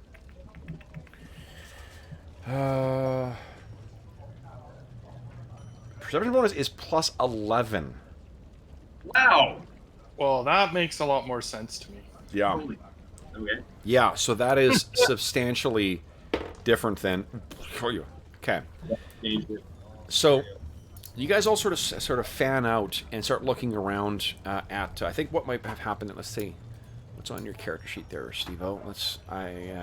Change it. There we go. Werbenicus. Perception. Change it. Oh, you know what? Hold on. It's let me just I'll fix this for you. You are expert in it. Boom, I there we see. go. So it'll calculate properly now. Brilliant. Okay. So, what we see is you guys fan out and start trying to, look around at different places, and it's Werbin who is heading off in the direction of the shed on the side where like goats and a couple of smaller livestock are kept. And you make your way up towards it, Werbin. You're trained in nature as well, which means. Hold on, are you trained in survival? Yes. I think you're quite good at survival, aren't you? Yes. Nice. Yeah. Dying. Okay, oh yeah. So you look over at the sort of the path that leads into the small shed at the side of the house, and you can see there's a lot of there's some older tracks of things going in and out of there, but I mean. There has been snowfall recently, and so some of those tracks are slightly obscured. And with the, how things have been going over the last couple of days, no one has really those tracks have had time to be covered by fallen snow. But what you can see is there are some clear tracks leading in there and out that are much fresher. They're adult tracks as well, too, and there's some kind of humanoid. They're adult just from the size of them. So you start making your way in there, and it's darker in there, but your dark vision you're able to see with no difficulty. You can hear kind of the bleating of goats who sort of like are shifting around. You can hear the kind of squawk of chickens from a small coop at the side of the house. But it's the goats that really sort of, get your attention, because you can hear kind of... And you make your way over to a small little pen, and there are two smaller goats. There's a goat and a kid that are in there, and the two of them are pretty much right at the small gate, as far away from the house as they can get. And you look down and you open the gate, push it aside, and the two of them go scampering past you. So you watch them go out, and they get into the yard, and they're not running away very far. They just get out, far enough to be out in the opening. And then the kid sort of turns around and looks back at you. So you look over at their pen, and you carefully make your way in there. And the inside of it is as you would expect of an animal pen. It's full of dried straw, and so there's some soiled...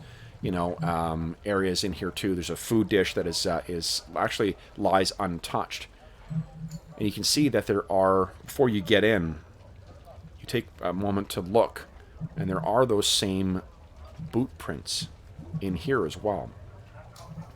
And if you were to guess with how well I rolled for you, it looks like someone was kneeling, because there are two indentations of where someone would have kneeled down. Right near the side of the house. You make your way over towards it. There is some like straw that's been piled up against the house, but you push it aside,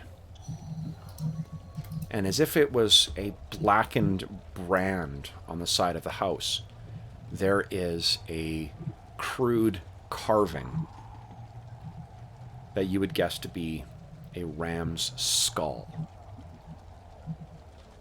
Now, if you want to learn more about the tracks, I'll let you make the roll for survival rather than me doing it.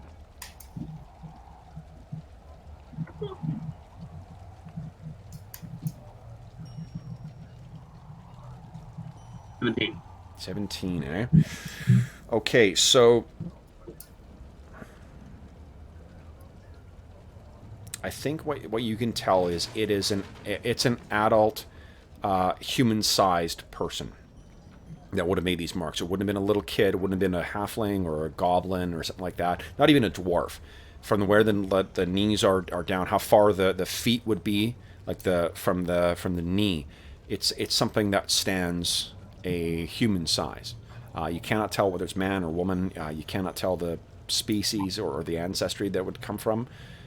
But yeah, something has marked it here. And if you bring your hand a little closer to the stuff, to the marking too, there's just the slight feeling of more intense cold that flushes your hand so that you pull it back before touching it. Imagine like it's the cold equivalent of putting your hand close to an element and being like, okay, that's warm.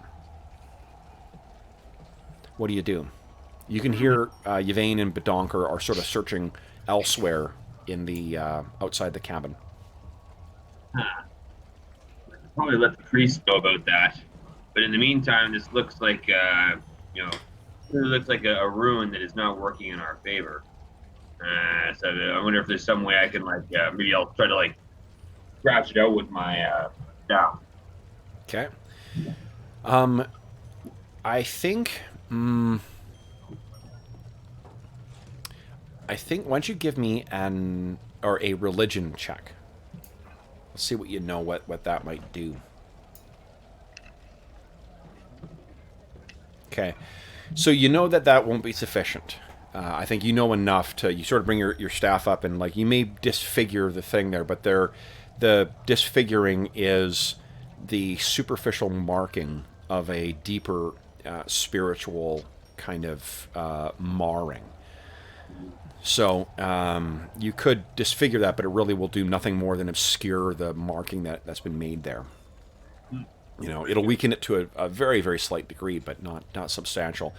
So I think you said you were going to tell the priest. So I think maybe we'll say either Sir Yvain or Bedonk. I'll let you guys choose who runs into Werbin first, where he's got a look of. And I think, am I correct in thinking Werbin would tell one of the other guys what you saw if you saw them? Sure. So let's do this. So I'm just going to roll randomly. Bedonk, you're 11 or higher. Sir Yvain, you're sort of walking out, and Werbin sees you. So Werbin, you see Sir Yvain kind of studying the upper part of the mantle of the outside of the front side of the house. What do you tell him? Very vain. There's something amiss here. It's out of my range of experience, but it's clearly a religious marking that I think may be suspicious. All right. Can you take me to it? Yes, come this way. Okay. So he brings you into the thing. You see exactly as I described. And as you're getting closer, you can hear the bleating of the goats outside as well. And it is, you don't need to make a religion roll for it. It's exactly as Bargle described. Yeah. So with my good roll earlier, do I know anything about how to fight these sort of things? Or I think that you would know how to, safely remove this thing. This is not going to require. I think what it might require is an expenditure of divine power to get rid of. So whether it would be a spell or whether it would be one of your. Well, I mean, your focus spells are spells. Yeah, right? I'll just tell you. My idea was that I can use my lay on hands offensively to do positive damage to things. Yes. And it seems like that would be the sort of thing that would be at least a good opener against this. Yeah, I totally buy that. Didn't kill it. So why don't we do this? Why don't you give me an... let me just quickly check and see what the difficulty is going to be for this.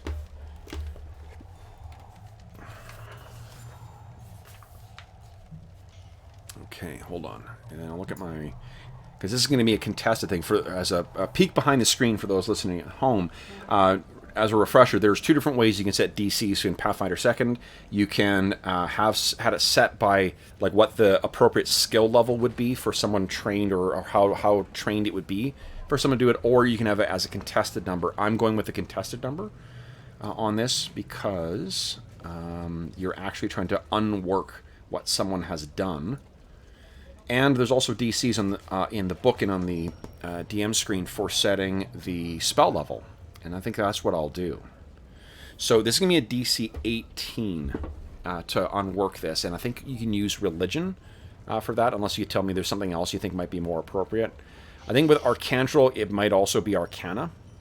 That's what I was gonna ask. That Arcana seems, well, it depends on kind of how. Yeah, how you want to narratively?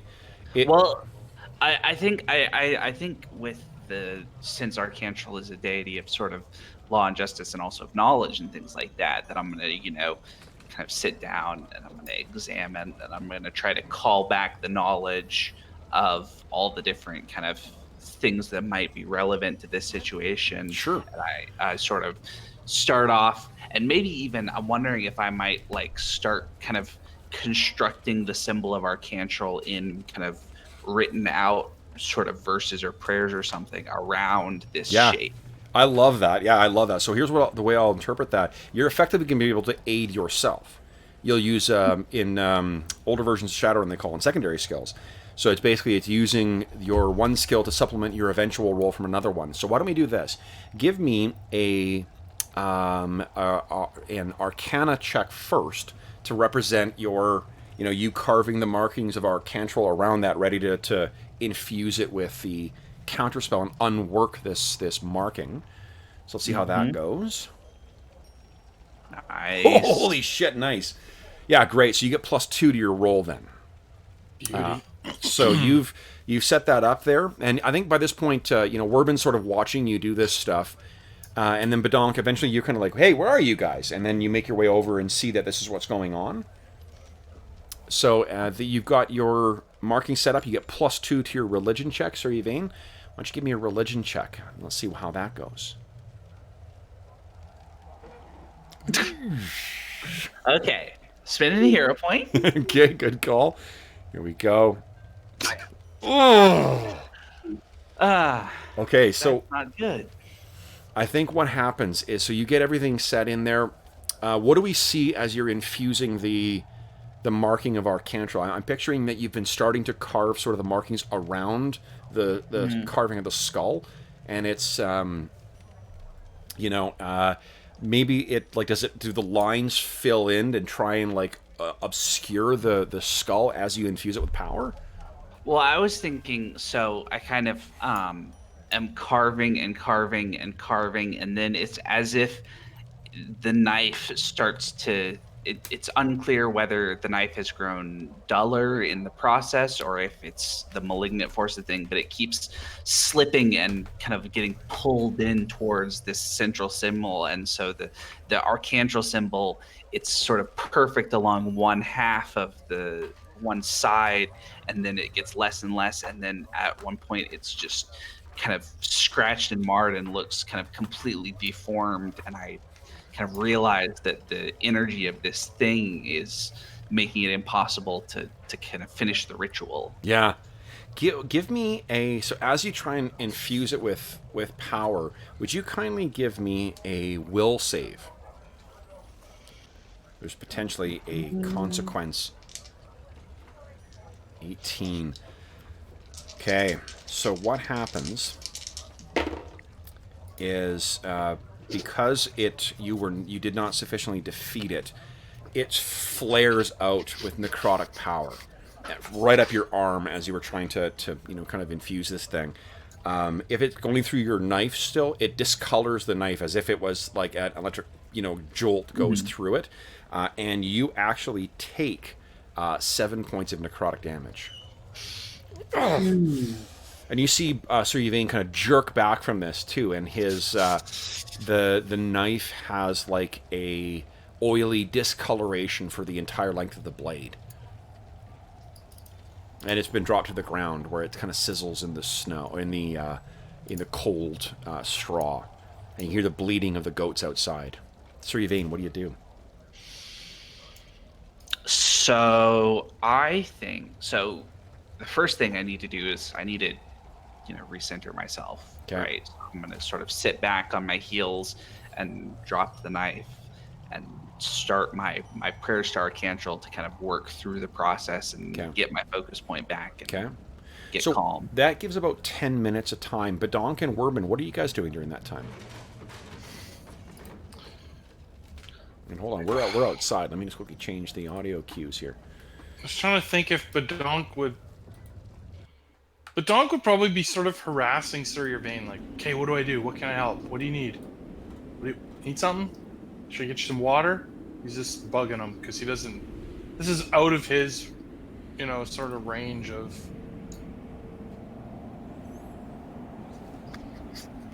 Okay. What do you need? What do you need, Sir Yvain? What do you need?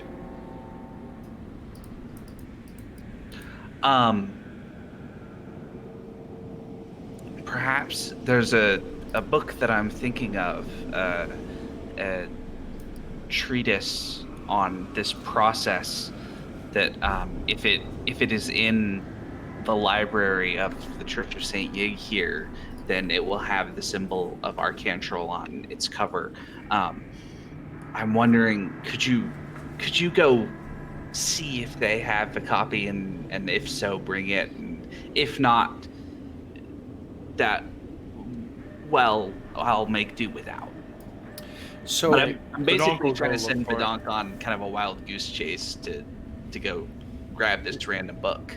Yeah. So there is likely a library. Let's talk about skill challenges. So what you're getting at are Arlen. You can tell you've been playing with me for a while, and because for you to retry something, normally what I require is like there needs to be some new element introduced, and that's a great fucking idea to find something to supplement it.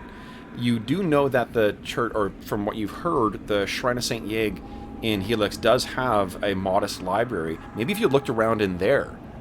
Yeah, perhaps we should all go and see if we can't find any literature that might help us. Yeah. To figure out how to do this process. What you can, I guess. Well, first off, like, do you want to bother telling everyone in there that this is what's happening, or do you want to kind of like wait until you deal with it to tell them? Do you think that there's anything to be gained for them to know that there is this, dark marking on the outside of the house? My theory is that whatever there is to be gained by telling them would be kind of at least equally penalized by the damage to Brother Otar's psyche that it would cause to have this kind of confirmed in the middle of the process of trying to continue this ritual, right? It seems like that would make it really hard for him to keep up the struggle efficiently. Yeah, and he's been quite okay.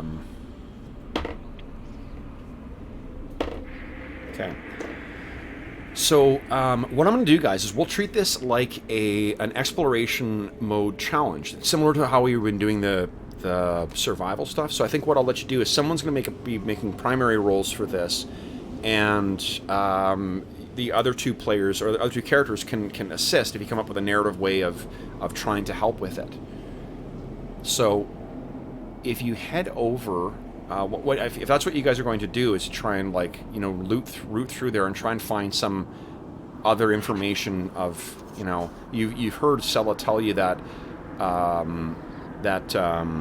Orcus is a nemesis of Saint Yig. Maybe they've just got some information about fighting him in the library. As you guys are walking away, Sir Yvain and Badonk look back, and I'll tell you a little bit of trivia. So this is something that has ruined me or has affected the way I interact with food lately. See, someone mentioned to me that, when you see like a little bit of mold on a piece of bread, or like a piece of whatever else, like I used to be like, well, whatever, I'll pick that bit off and put it away. But what someone explained to me is that that's just the outer marking. By the time you see that shit has spread all the way through the baked product. It's everywhere in there. It's just you can't see it. Yes. Yeah. So that's, I think, what you're thinking as you guys are walking away. You look back and you can see that house is sitting there, but you can feel that dark shadow, twisting its way through that. And the other thing. Go ahead. Oh, I was going to say, it seems like this could be also related to the idea of, since it seems like there's some kind of mystical force keeping evil things out of Helix, this could be the beginnings of whatever brings that down and allows the army of froglings to attack. Yeah. And what you can see as well, Badonk and Sir Yvain, as you guys look back, there is a figure that throws the curtain closed. Someone was watching you guys as you're making your way away, or as you're walking away. Someone has thrown the curtain closed to try and avoid you spotting them. Someone was watching you. Mm-hmm. You can see just the outline of the form is that it's an adult, but you cannot tell who it was.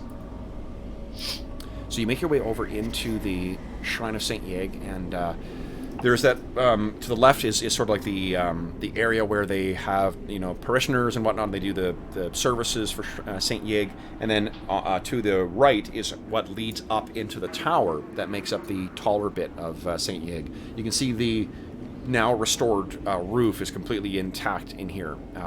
From to the side, there's also some storage areas. You know that the library itself is located in the tower area.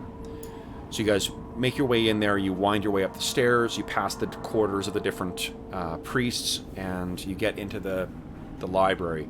And it's not a huge library by any means, but it is full of books, stacked up one on top of the other, and it does not look like, that they have, if there is a way of ordering these things, someone has not explained it to you, or it's not easily understandable. So I think, what is it that you guys are specifically looking for? Is it something on warding? Is it something on Orcus? Is it something on Saint Yeg? Like, what are you guys thinking here? So I was thinking that I may have run across a text that is specifically, at least on some level, about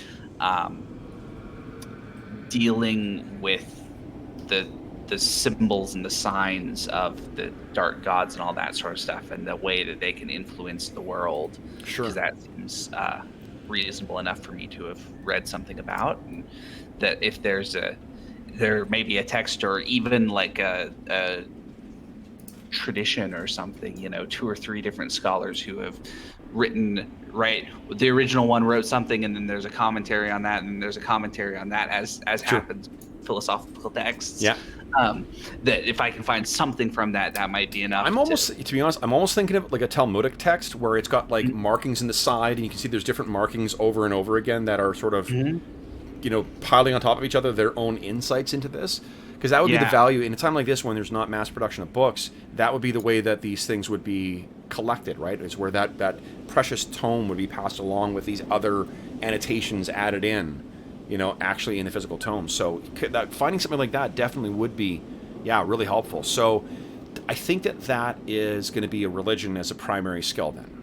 Yep. So what do you guys think? Who would like to take the lead on that? I think I know the answer, but I'll leave it to you guys to decide. So I'm gonna guess it's Sir Yvain who has the best chances with religion. Okay. Yeah. So how do Badonk and Werbin think that they're gonna help with this search through the stuff? What do you guys give me a pitch for what you're gonna be doing to try and to help with the chances here? That's a really good question. What I encourage you to do too is, again, think of what might happen in the fiction, and then we'll figure out how to describe that in game mechanics. Like, the game's really flexible that way. I mean, Werman is a wielder of magic, but he's attuned to primal forces, and it looks like there's sort of a nature element to this magic, given that it works through, representations of animals and so on. So there's maybe I can try to help hone in on what kind of magic is being dealt with. Okay. Yeah. Maybe what I'll do,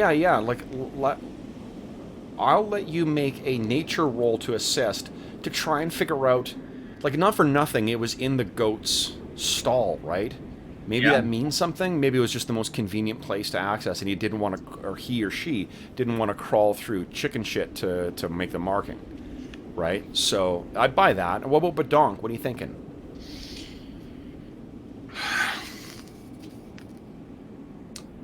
Like, this is sort of way out of Badonk's range. As far as, I mean, all he can read. Can he read? That's even a good question.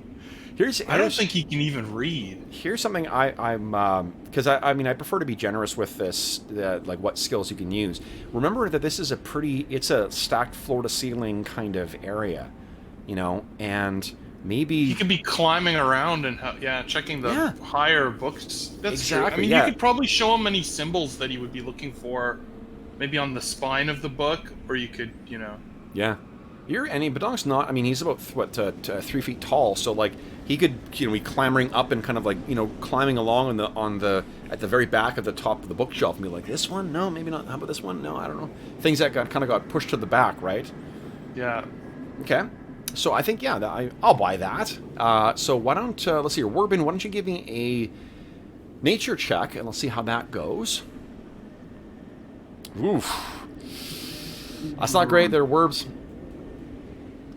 I don't know if that's worth a hero point. Okay, so you're looking around, and unfortunately, you're not finding much in the way of. This seems to be much more a collection of religious treatises and you know, monographs and whatnot.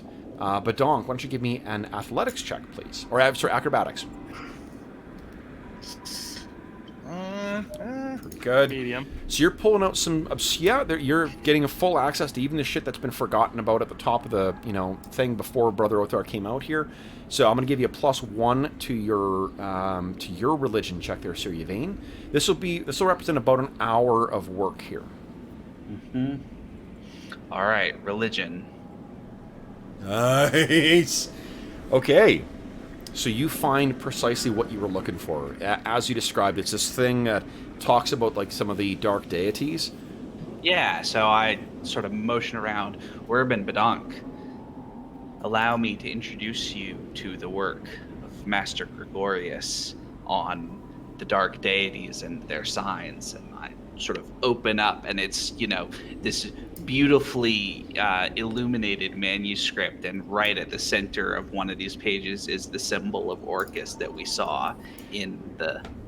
So what you see as well, the commentary on the sides and whatnot is in increasingly jagged handwriting and erratic handwriting. Like it's there's a reason this thing was sealed away at the top, you know, and had collected dust on it that Badonk had pulled out.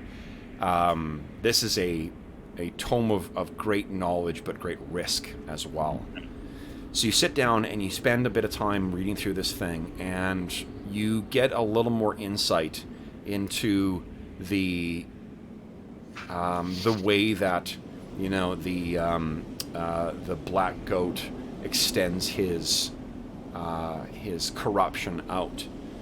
So what I'll do mechanically is you'll be able to do this again and try and break, you know, that bond again, and I'll grant you a +2 to that, because this is a substantial, you know, undertaking you took. So armed with that knowledge, what would you like to do? I think probably go back. Although I'm wondering, I'm trying to think of ways that I could ask Werbin or Badonk to help in the process. Although one thing seems to be I could have, seems like I could have Badonk just, I mean, Jeff, surely Badonk is smart enough to be able to copy a symbol of Arcantral just over and over again on the, like, doors of the stall or something. Yeah, that he could probably do. Sure. Yeah. Okay. So what I'll do, you know what?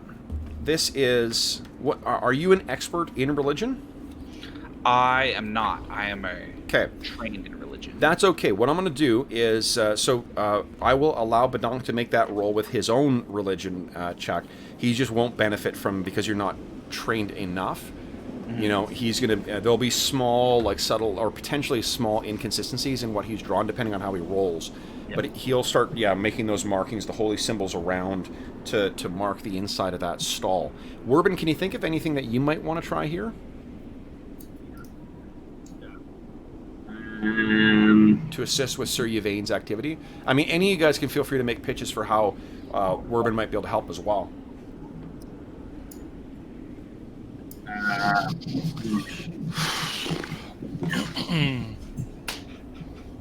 Do you have anything you can do against the powers of... What was it? Necrotic power? Yeah. I do have Disrupt Undead. Yeah. Yeah. You know what? If you... What I'll let you do is you'll try and... If you know how to infuse, positive power or positive energy with the... with, what do you call it? Your primal magics. What I'll let you do is make a nature check and see if you can assist Sir Yvain with that. So right now, Sir Yvain's got a +2 circumstance bonus from the readings. I will let the other two of these assistants. I'll do is because they don't stack. But you know what that means is that only one of you guys needs to succeed to add to it. So that's you at least got 2 chances. So if someone fucks up their part of it, then the other one will still be able to contribute to the bonus to the success. Cool. So why don't we do this? Let's have... Well, which you guys wants to roll first? Bedonk's probably got the less likely chance of succeeding for the assistant just because his training in religion is not great. Do you want to have the bad one roll first or the good one roll first? Because Werbin's got a more likely chance of succeeding. His nature check's probably higher than what Bedonk's religion is. Let's have Bedonk. I think it also kind of fits thematically that Sir Yvain could be kind of overseeing Bedonk first and then move away. So let's have Bedonk go first. Sure. Let's see here, Bedonk. So what am I rolling? Religion, please. Oh, Yeah. Good lord. That actually is... Bedonk That's a thinks critical... he's doing a good job. That's a critical failure. Just as an FYI. Do you want to spend a hero point to re-roll that? Yeah, I guess so. Okay.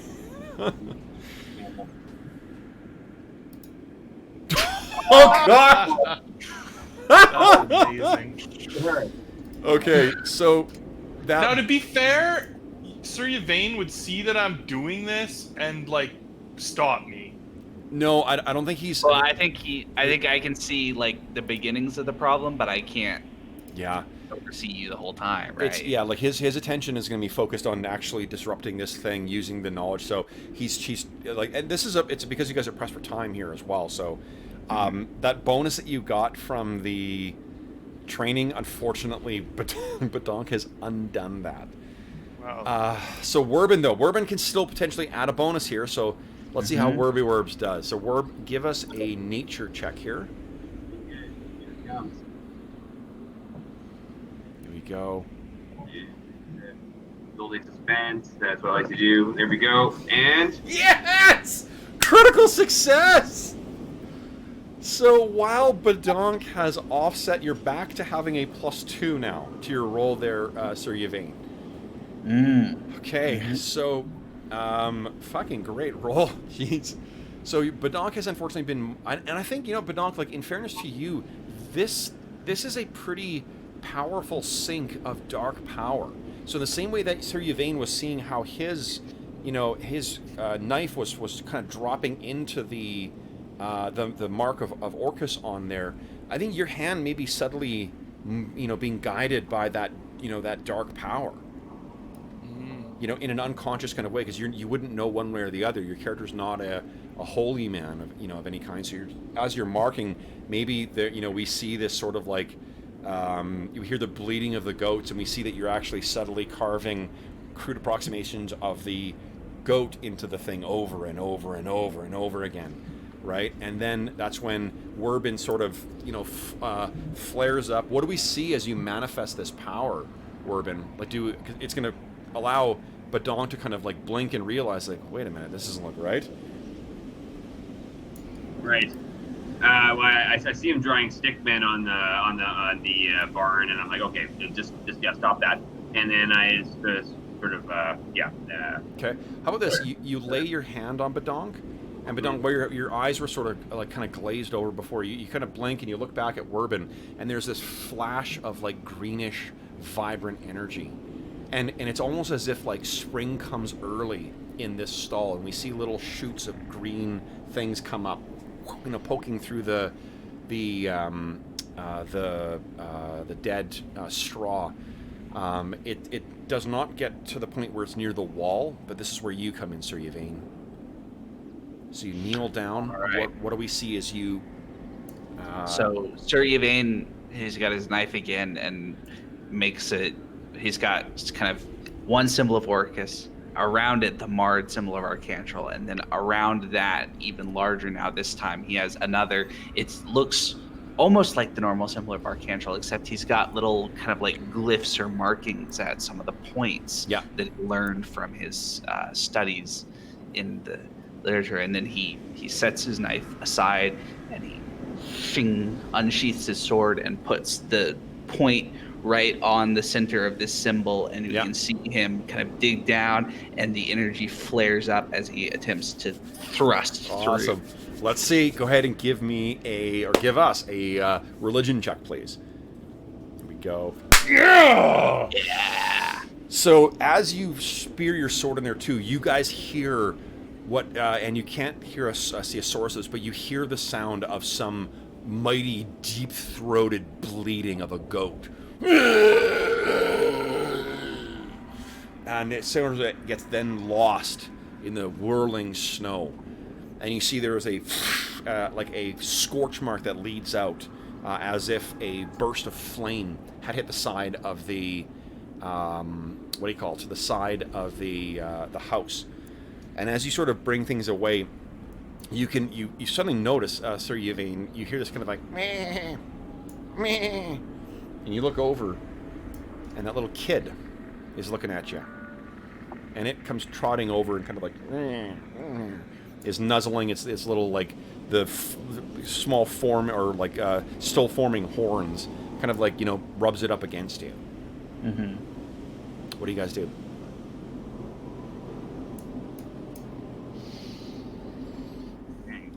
Head inside and see if that helped them, or what? Okay. You want to ask them? Or do you just assume that we fixed it, Sir Yvain? Well, Should we look for more? So I think I'm gonna, because I'm a holy man and all that sort of stuff, I'm gonna perform some sort of, like, you know, the equivalent of like a crossing over this kid, give it the blessing of Arcantral. Okay. Nice.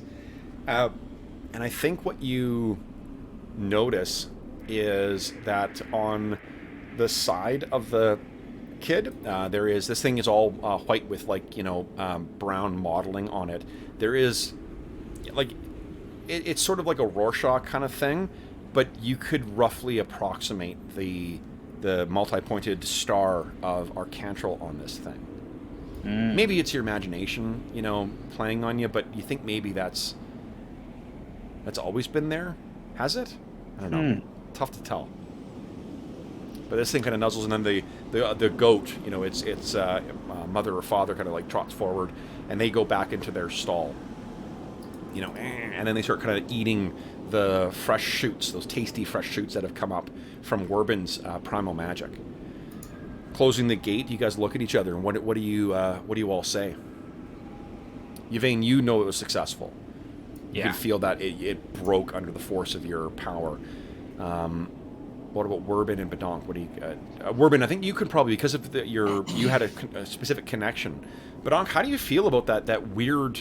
Like, you looking back at what you were carving there, you don't even remember carving it, and you can see they're now discolored. I think Badonk would show Sir Yvain and ask him, what happened? What was I doing? The powers of Orcus are manifold and devious. Hard to say exactly what was happening, but it seems as though the evil perverted your attempts to make the signs of Arcantral. Well, I'm sorry. It's okay. So you guys, if you're going to head in, as you said, you're intending, you guys make your way into the cabin. And as you make your way in, you actually can see, it's noisier, as you walk towards the door. And when you walk in, you can see that Brother Othar is sitting on the ground. He looks, as tired and as exhausted as what Sela did before. Sela is in here as well too. Gamdar is in here as well, and the two boys, Yusuf and Tamsin. Vina is nowhere to be seen, but you can hear kind of a soft crying from the closed door to their room, and you look up, and there's a look of relief on everyone's kind of face, and Brother Othar kind of looks up at you and kind of grins. And he says, whatever you did,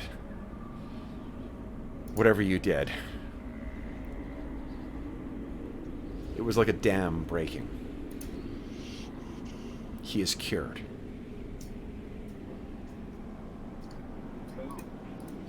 Is he in need of any other sort of medical aid? Because I'm happy to provide assistance on that front, too. He sort of shakes his head. And you can tell, Brother Othar looks completely exhausted. Yeah. He's a guy who's in his late 40s, early 50s. But he's fairly, he's one of those guys who's just got like an irrepressible kind of likable spirit to him, right? And he just seems completely knackered. To be honest, as do both Sela and Gamdar as well too. They seem quite. Gamdar is still standing, but I mean that may speak to his half-orc heritage more so than that he just weighs the fatigue of the last couple of days better than the others. Sela Sela gets up and says, well, first off, Brother Othar says, no, rest. Rest is what he needs right now. As do we all. Once I have a chance to rest, I will return, and the blessings of Saint Yeg will restore him.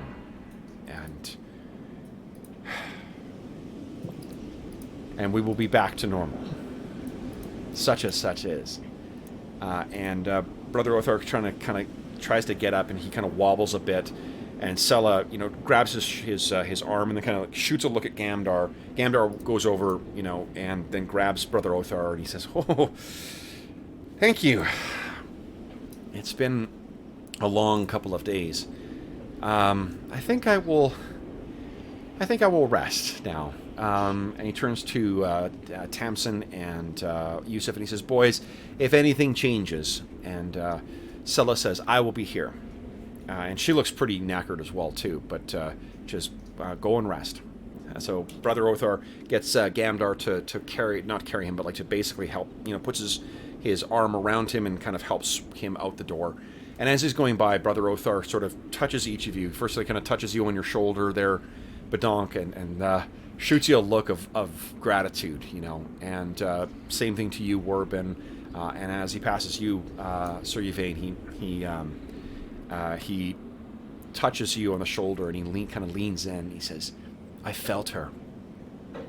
I felt your mistress's presence." And then he and Gamdar leave, and they close the door behind you. Scylla kind of looks down at the boys and says, makes a gesture of hold on a moment. And she says a word. Of course. She grabs her cloak, and you guys all step outside, close the door. And she says, "What is it? What was it you found? Whatever you did, it was like the ritual awaited that. It was as if suddenly it worked." There was a goat head drawn in the shed out back. Drawn by who? By who? Well, that's our next step, isn't it?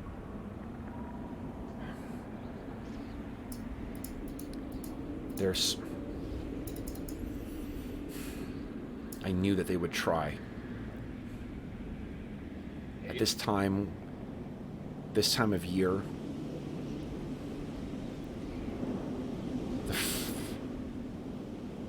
was it those things that you saw? What were those creatures? The creatures you spoke of from your dream. Froglins? Yes, was it them? Could it have been them? Are they here already? I very much doubt that. Werbin, you're there, and you could tell, like, you know that the markings, the tracks that were left, they were not from a frog line. Doubt that. Well, she's hiding it well, but you can tell she's pretty fucking tired as well, too. She says, I should go back with the boys. Vina's been bringing food back, but she hasn't eaten anything in 2 days. Once she's cried herself out, I will see that she and the boys get rest. The fever is broken. Hendon seems only to need time now to recover, but if there is something or someone here in town, this is when we are at our weakest. This is when our numbers depleted, when there are less arms to be taken up against the... This is when we are alone.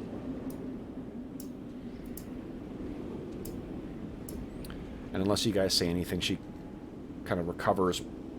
And she says, thank you again. We will talk more. And she turns and heads back inside, leaving you guys outside in the wind. What's that you guys see on the ground in front of you? It looks like, if you get in a little closer, is that... It is. It's another hero point. Good. We're So, a little low on those. what are you guys going to do next? Well, that's huge. That felt really good to finally actually secure this safety. Mm-hmm. Big deal, actually. Yeah. Maybe we should go see this witch. Or what's her... You mean the mother Mo- of toads? Oh yeah. Don't you think she's some kind of a witch? Perhaps. She lives in a bog and she speaks with toads. It's the only thing that seems logical to Badonk. So this is probably by this point, guys, we're about like late afternoon, I think, just from the late start that everyone kind of had to the day. So it's probably going to be dark fairly soon. What, if anything, do you guys want to do with the rest of your day? Yeah, we probably wouldn't head to Bogtown today. Yeah. So to give you guys a sense of how long it's going to take you, it's about 15 miles to get to Ironguard Mott. And then that is on the way there. Then from Ironguard Mott, you head down, you use the Old Dwarf Bridge to get across the Moorwash River, and then that leads you down to Bogtown. It is a day's travel from Ironguard Mott to Bogtown, and it's a day's travel basically from Helix to Ironguard Mott. So, what... I guess we have to find... Oh, we would stay the night in Ironguard Mott. Yeah. Okay. Okay.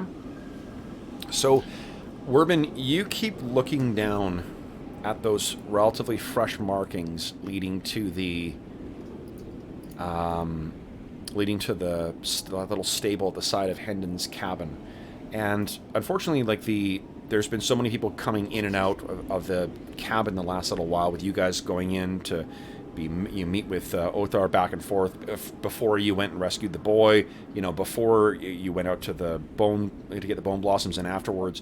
So you can't tell where it's come from, but you know that someone recently made that marking and walked past here. So you guys and I was wondering, we got rid of the mark, but seems like it might be useful to have someone sort of on guard at Hinden's cabin for at least the rest of the day and probably over the night too. That no guarantee that this is the last time that they have tried to interfere with things.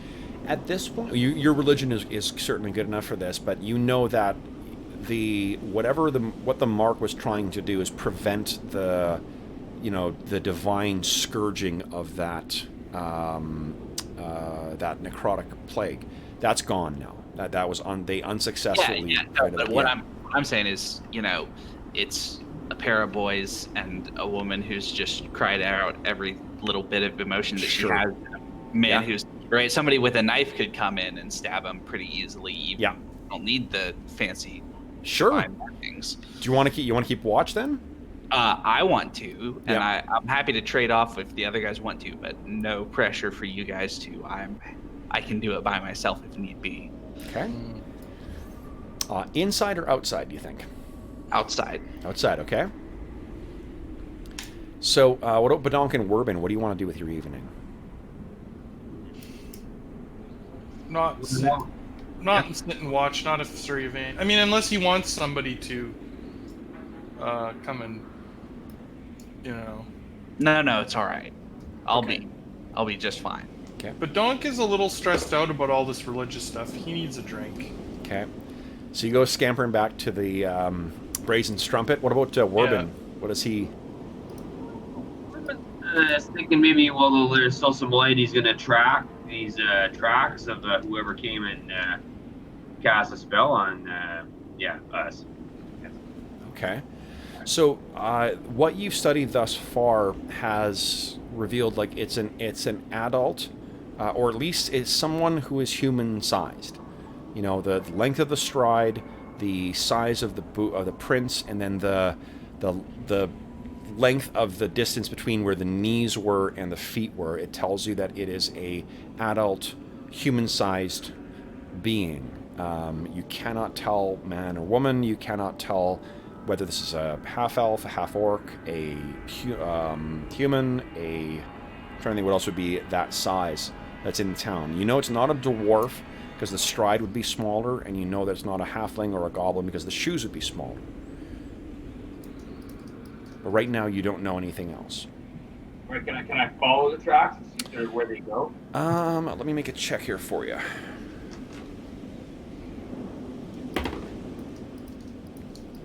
Your bonus to survival is what, +9?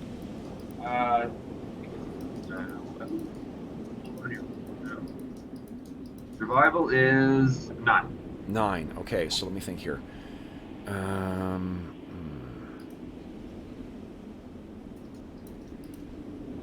Yeah, okay. What you can tell, and like I said, like the markings are, unfortunately have been obscured by other people coming and going into this town quite a bit, right? Or into the cabin. You've had people go in to meet with Hendon beforehand and then go out into the Barrowmore. And then they come back and they talk to Othar Moore and they've gone back out there. And then there's also been Vina going, to and fro. So it's a total mess outside. There's undisturbed snow on either side as well, but the path immediately in front of this has been unfortunately obscured by the passage of many, many people. And Sir Yvain, you're out there and you can see Werbin slowly, leaning on his staff, making his way around. And this is probably taken about, I'm going to say about an hour of time that you're doing here, Werbin, trying to study these things. Snow is accumulating as the late afternoon snows are beginning to fall. The wisps of the evening ice fog are beginning to form. But then you finally see it. The track you've been looking for. In amongst those, probably hundreds of other footsteps. You see one, then you look over and see another. You cannot be certain, but it appears that whatever person made these tracks came from inside Hendon's cabin.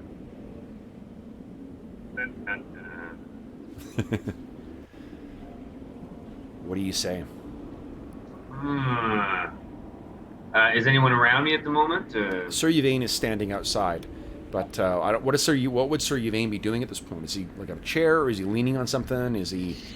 So the first thing I'm gonna do is while it's still bright out and all that sort of stuff, I'm gonna recover my focus with some prayer and lay on hands on myself because I'm looking a little beat up. Sure. Yeah. I'll allow that. Yeah.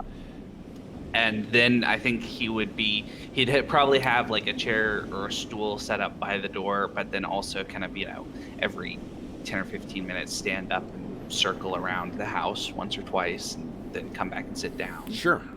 So maybe it's when you notice it is we see Sir Yvain kind of come crunching around in the snow from his most recent sort of his route around the house.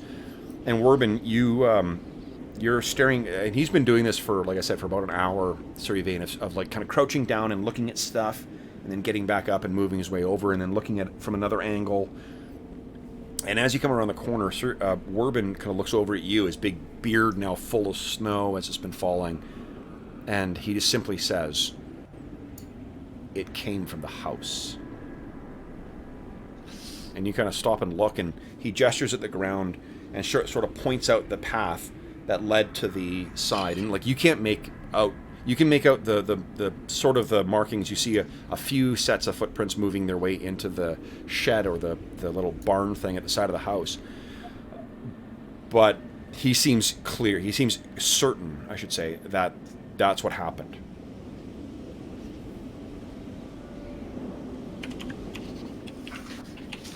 Light plays across my eyes. Sorry, what was that, Steve? I said lightning plays across my eyes. I love it. That's great. In fact, I'll give you a hero point for that. That's pretty fucking cool. Thank you. So, Sir Yvain, how do you react to that?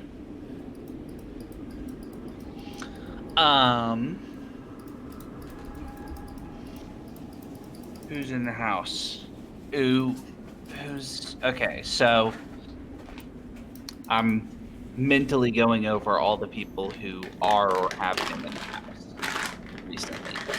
There's the two boys, right? Tamsin and Yusuf. Yusuf, yes. Tamsin and Yusuf. There's the wife. Yusuf is too young to have made the march. Yusuf is too young. Yeah. Tamsin was gone, but then we brought him back. Could have made the mark, although, so it would really help to know when the mark got actually put there, because that would eliminate some of the people from. So do we have any sense, is there any way to tell based on Brother Otar's kind of sense of the ritual if like it started resisting him partway through? I don't think he. You could go talk to him actually, and see. Yeah. Well, I'm not gonna go bother him right now because he's stressed because Yeah. he's been. Yeah. Because your knowledge of religion, yeah, like he would likely know if he knew that there was the presence of there was something blocking or prohibiting the ritual from being completed, because that Sela likely she wouldn't necessarily have known that, and it likely would have been Othar who told her that. Yeah. So seems like if we could figure out whether or not the symbol was put there before or after we brought Tamsin back, that tells us a fair bit about who it could be from the people within the house. There's also Brother Otar. Seems like it couldn't really have been him unless he went and did it ahead of time and then came. But the two acolytes, not to just cast aspersions on NPCs we don't like, but one of them we don't like, so Oh yeah, one of them we do not like, period. But it seems like, and then there's all of us, but then have there been like well-wishers at the house or anybody like that?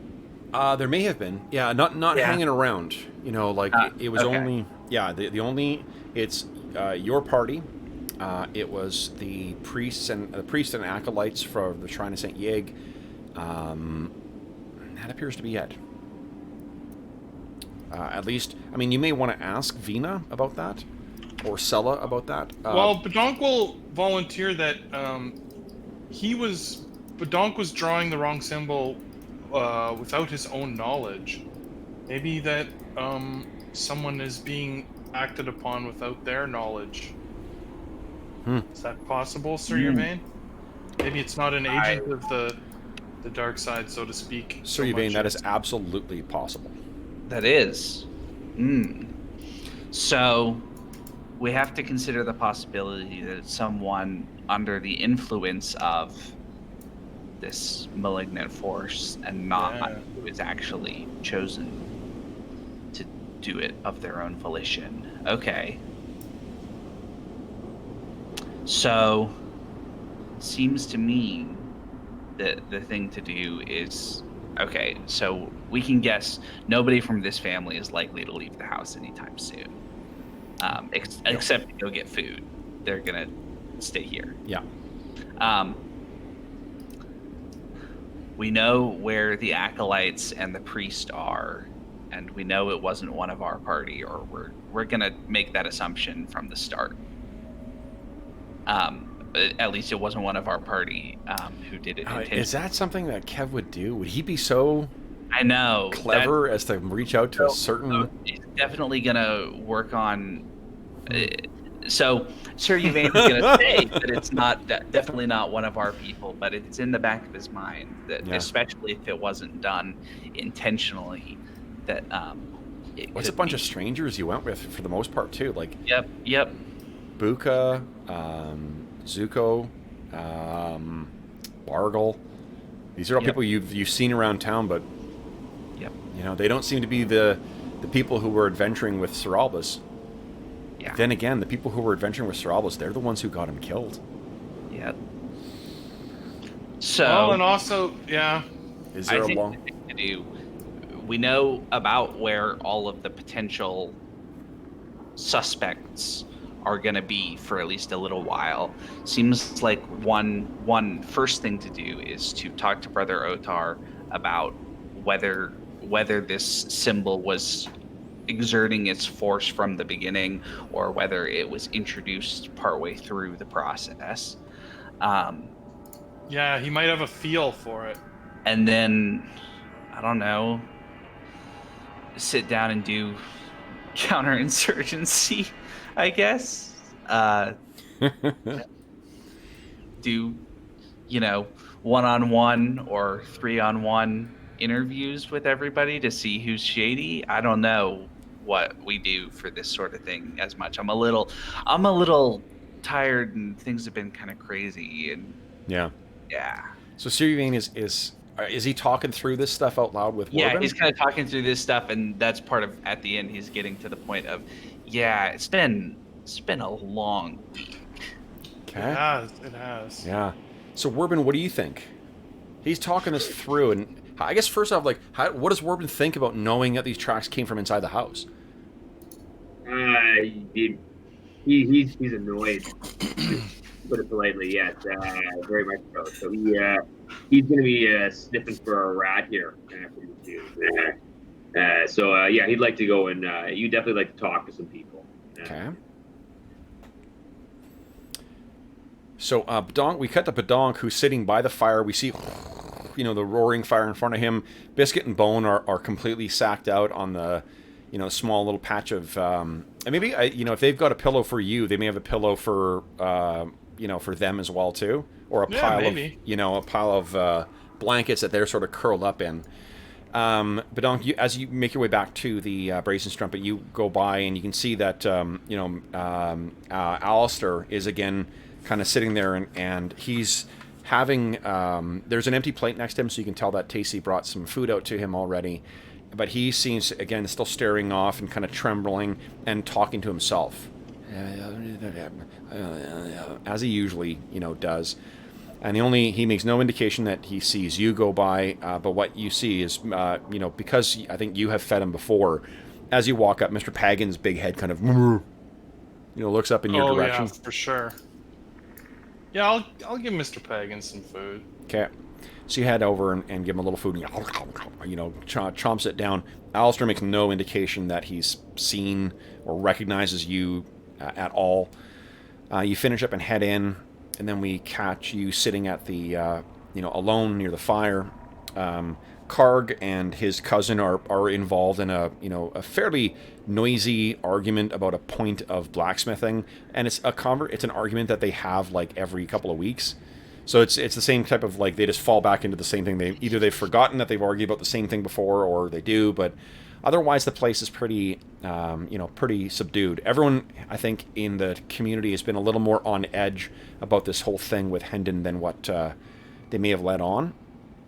So you're just sitting there looking in the fire, sitting at the table by yourself on your cushion. What's going through Badonk's head? Well, he's really out of his element when it comes to all this religious stuff, and so especially when Sir Yvain is saying that maybe some gods are involved, Badonk is a little nervous. He's wondering if there's, he wishes his old friend Sir Albus was here as well. Oh, that's great. I'll give you a point of he's probably thinking hero about point for that. That's awesome. Okay, so so you get a hero point for that. But as far as like what he might even just be getting drunk for something that he doesn't do very often. Yeah. Okay. So yeah, we see a bunch of empty mugs next to him, and his eyes are, we see, because he's quite a nimble goblin too. So maybe there's a point where we see him kind of misjudge where he's putting his elbow, and he can like, whoa, and he realizes just how drunk he's managed to get himself. Yeah. Yeah. So, unless he does anything else, then I think that's how. Well, let's see when Steve gets back what Werbin's going to do. Because, Sir Yvain, what are you doing? You're just going to keep watch for the rest of the evening? Kind of keep watch and think about what's been going on. Sure. So the evening outside is really unpleasant. Once that ice fog, once it sets in, it seems to shroud everything, and it is freezing. You simply cannot get warm outside. So what I'm actually going to do is I'm going to get you to make a fortitude save. You're kind of a badass hero, so let's see. I'm not going to just automatically give you a fatigue, but you might end up getting fatigued from sitting out in this. Not you, though. A lesser man, perhaps, but not Sir Yvain. So what is it that's that has permitted him to steel himself against this cold? I think we kind of,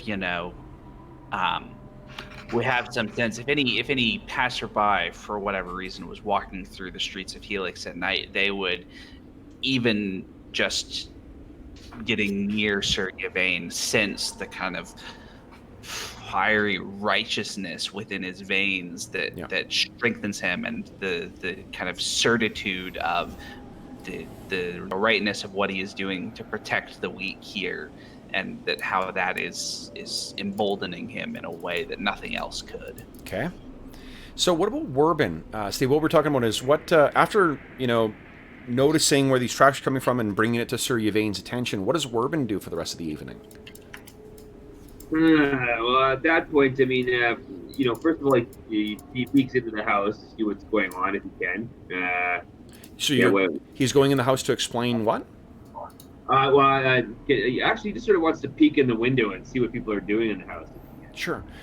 Sella is sort of stoking the fire. It looks like the boys have gone to sleep because they sleep in the kind of the common room here. The door to the bedroom is still closed. If you watch for a bit, Sella, once she finishes getting that fire started, she goes back and sits down and kind of is staring at the fire.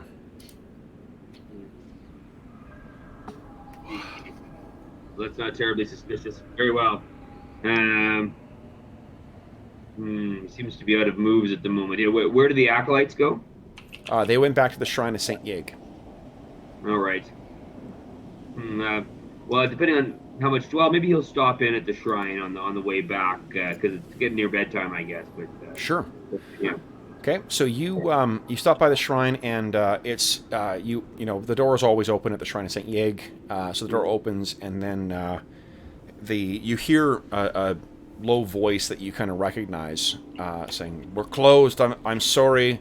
And then what you see walking around the corner is the big half orc Gamdar. So he looks down at you and he says, "Oh, Brother Othar is asleep. Did you need something?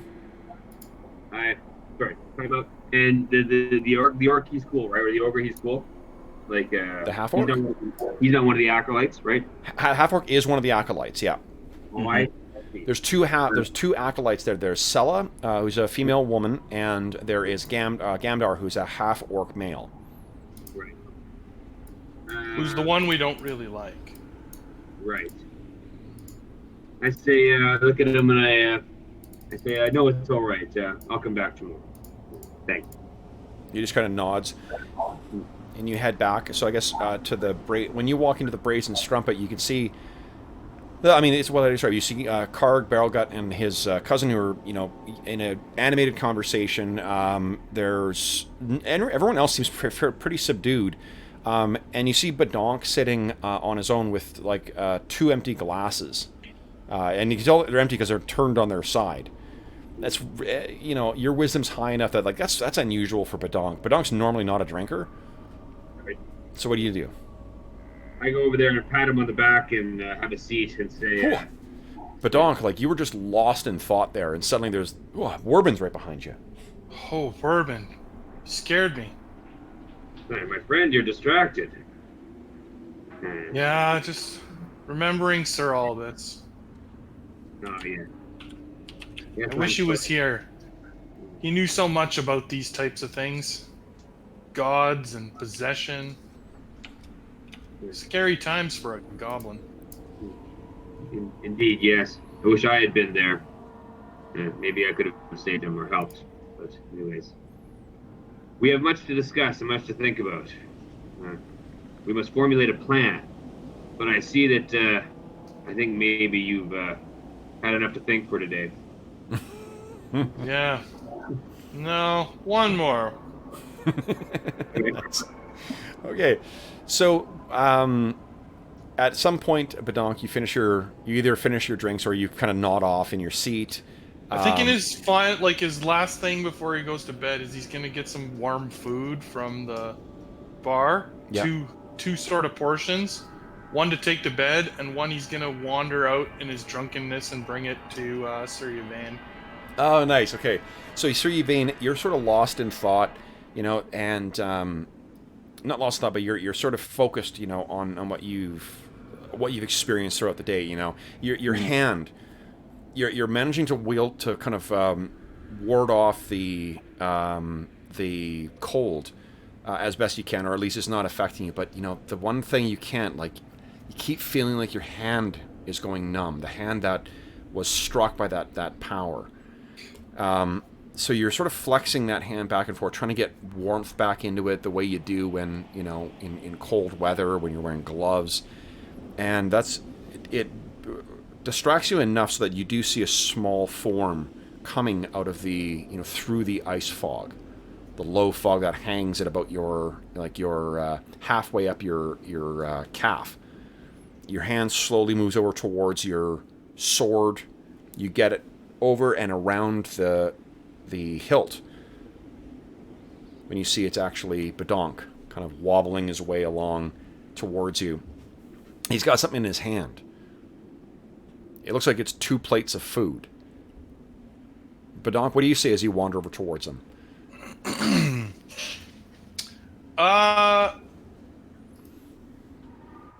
He wanders up. He's like, Sir Albus, I brought you some food. Love it. You brought me drink too, Badonk, or did you finish all of that? I finished them. I could go get you one. No, that's all right. Why don't you look like you could use a cozy bed and a couple hours rest? That's what I'm doing. Just Yeah. thought you might be hungry. Well, thank you. That's very kind of you. Look, I'm sorry you got killed.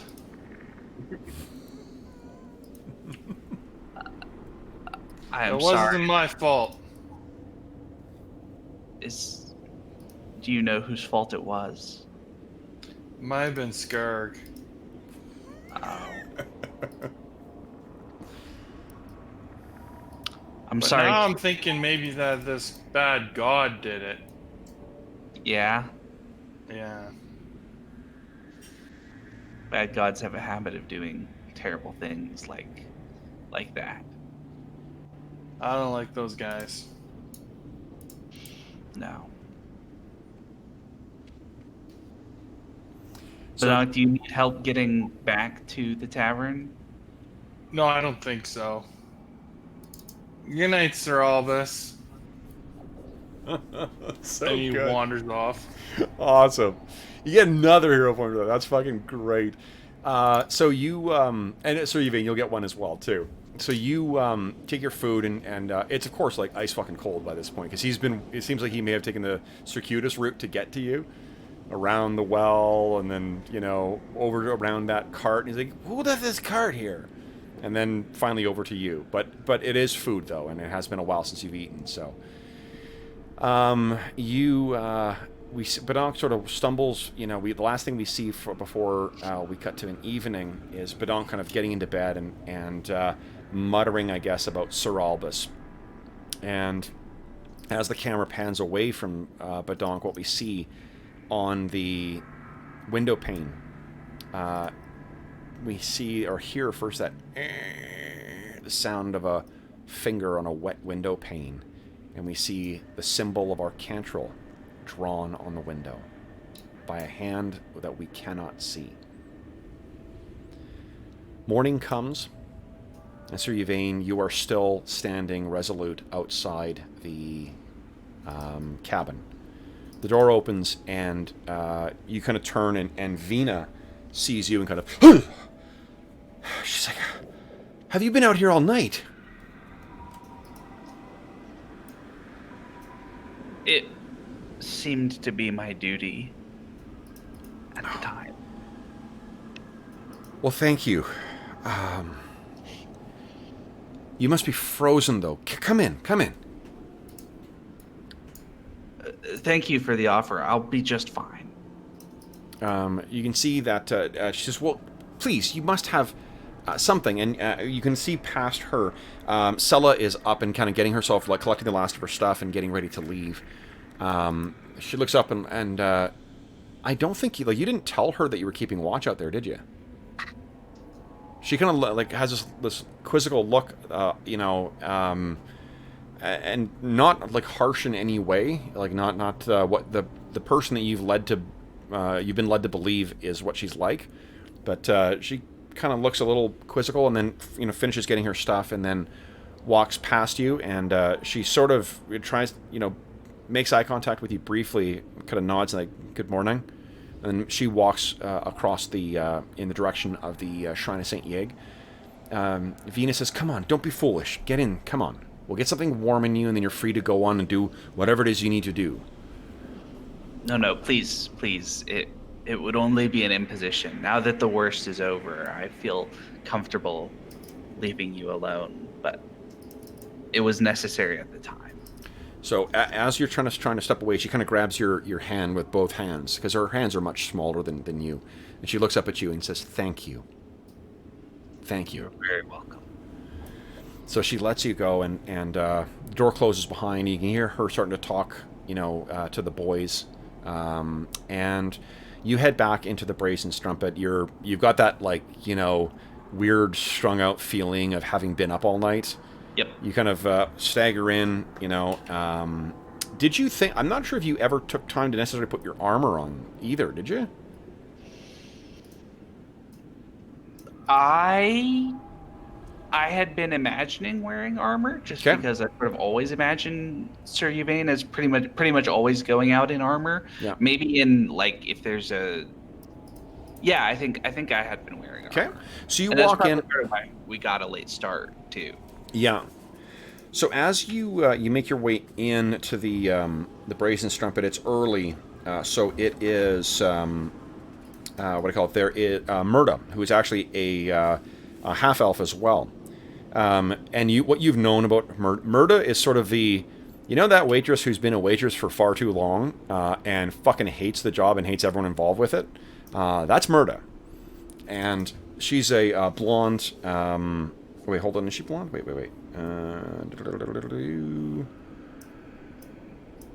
Yes, she is blonde. She's a blonde, half-elven woman. So she walks. You kind of get in, and you can see she's working. She looks over at you and has that like customer already, kind of look. So you can either put up with her bullshit and have breakfast before bed, or you can head up and sleep.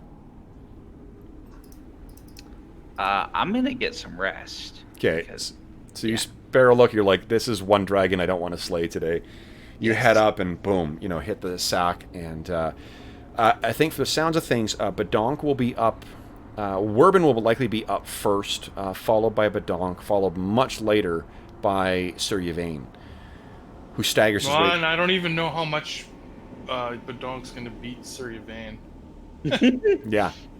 So I think it's probably, let's say it's like close to noon when you guys finally do drag yourselves down. And I'll allow each of you guys to... You'll still have received enough sleep to get a full rest. So you'll gain back all your focus points, your daily abilities or whatever. And you'll gain, because of the difficult rest, because of the booze, I'm going to only allow you to do like an exploration mode amount of recovery. So it's your Constitution modifier, minimum 1 times your level. So it'll be 4 for you, Sir Yvain, and 8 for you, Badonk. Okay. So you guys come down still a little weary from the night before. We'll say that maybe both of you guys stagger down at the same time. Werbin, what would you have been doing with the morning?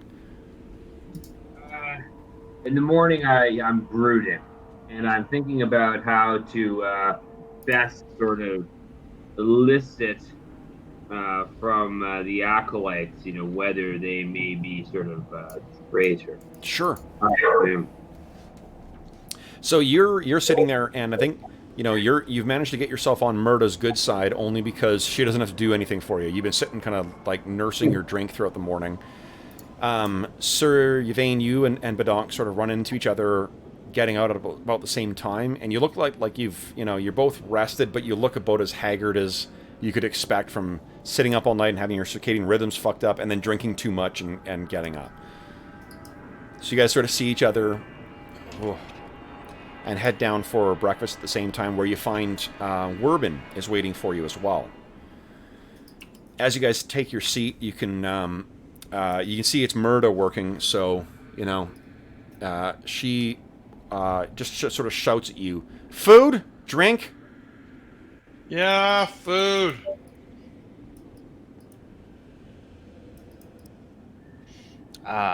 Both. Well, water for me, but food would be excellent. She huffs and kind of heads over. So you guys managed to get yourself down, and it looks like Werbin. What do you think what do you think he's been doing? Has he been like arranging the crumbs of his food into some kind of order, or like what do we see as a visual cue that he's been sitting here thinking for so long? Or is it just that he's been sitting with his feet up, and kind of looking at that fire, Gandalf style, and kind of like just lost in thought? Yeah? Okay. So you guys walk over, and he's, a big, kind of pipe in his mouth, his eyes sort of, you can see the flames reflected in them, flickering away, and he's stroking his big beard. And he's got resting up like under his shoulder, unlike normally where he just sets that staff of his against with the big bird on the side. He's got it near him, and it's sort of wrapped around his in this way that sort of is a comfortable way to lean against. And he's leaning and staring off into the fire, carefully puffing out little rings of smoke. And he doesn't seem to really notice you guys. So how do you draw his attention?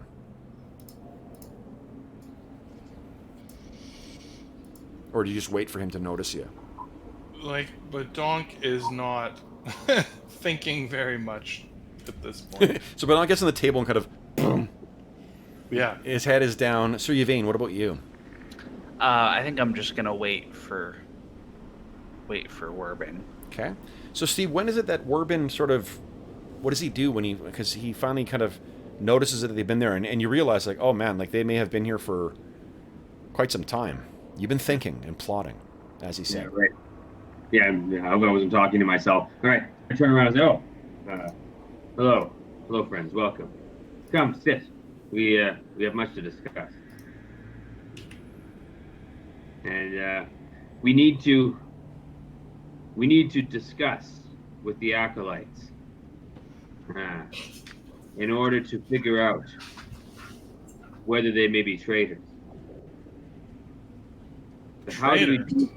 Yes, how do we do this without arousing suspicion? Well, Skurg never did like that one. Mm-hmm. What's his No, none name? of us. Nerdle? Yeah. Yeah.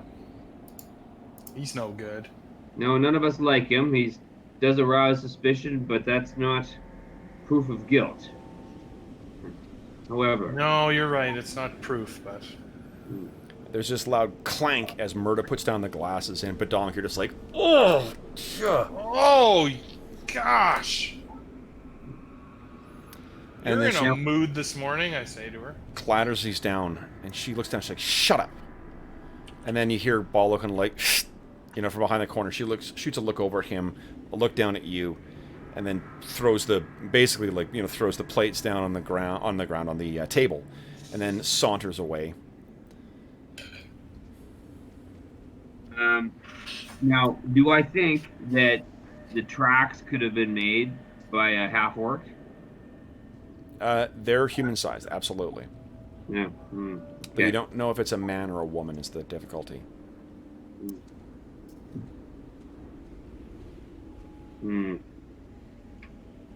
How do we do this? Perhaps we should. I mean, well, we don't really have time to follow them around, do we? Follow them around? No. Yeah. Could we detect whether they have had necromantic magics on them somehow? Could we maybe approach one of the priests who has the ability to detect sort of lingering magical aura?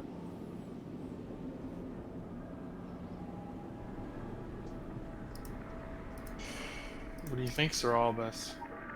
I mean, Sir Yvain. This morning he corrects himself.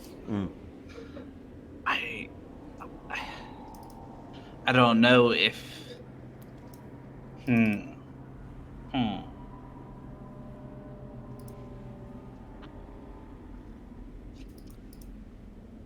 Seems to me that one of the things I was thinking about is that we should try to figure out, based on Brother Otar's memory of the ritual, whether this sign was placed before or after the ritual began. Because we know that a number of the people in the house, we have some sense of the timetable, right? Because we brought Tamsin back. Yep. And then had to leave, and then get the actual bone blossom and bring it back. You also know that 2 of your companions only joined the expedition to the Bone Blossoms. Buka and Zuko only joined afterwards. They didn't go and rescue Tamsin. Yeah. So if we can get some sense of when the sign was actually created, that might give us some insight into who the potential signifiers are. That's what I was thinking of last night. Yeah. Good thought. So what do you guys want to do with your day then? You still have enough time. If you left now, you could reach Ironguard Mott before evening, but that may be leaving a traitor behind. Right. What do you Maybe think? we should just alert the head priest to the possibility that one of them is a traitor. Well, And yeah, it seems like we need to at least tell somebody that this, what we found out about the tracks. right, and the need for the utmost discretion because we want to catch them, you know. Yeah. Right. Well, that's and then maybe we could do that, and maybe we could let him watch his flock, and then we could go to our the Mott.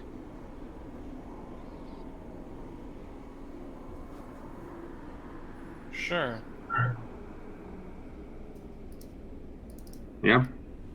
Well, wait. Didn't you have a letter from those others? Yeah, some of our others, Zuko and Buka and Vargul. I love the way he says it. I don't know if George is watching right now, but hopefully he sees that later. Are in Ironguard Mott at present looking for information as well. So maybe we could get a feel from them there. Yeah.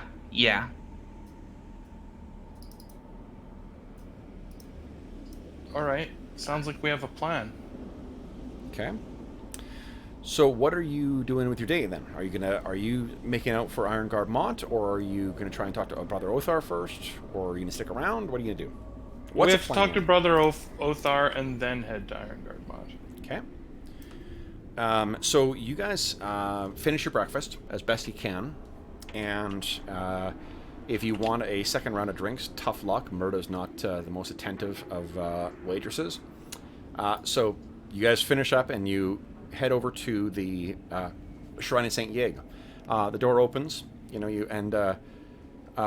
hear from on the left there. That's where the when you walk in to the left is where there's the service area, and then there's some small rooms that lead off from that to where storage is and like private offices. And you hear again that same voice, Werbin, that deep male voice. I'll be with you in a moment. And then you see this. It's once again Gamdar who walks out, and he starts saying before, "Blessings of Saint Yig on you," but he looks at the three of you. Brother Othar is in bed still. Sella is asleep. He kind of just leaves it at that, as if to say, like, unless you got some business with me, they ain't here.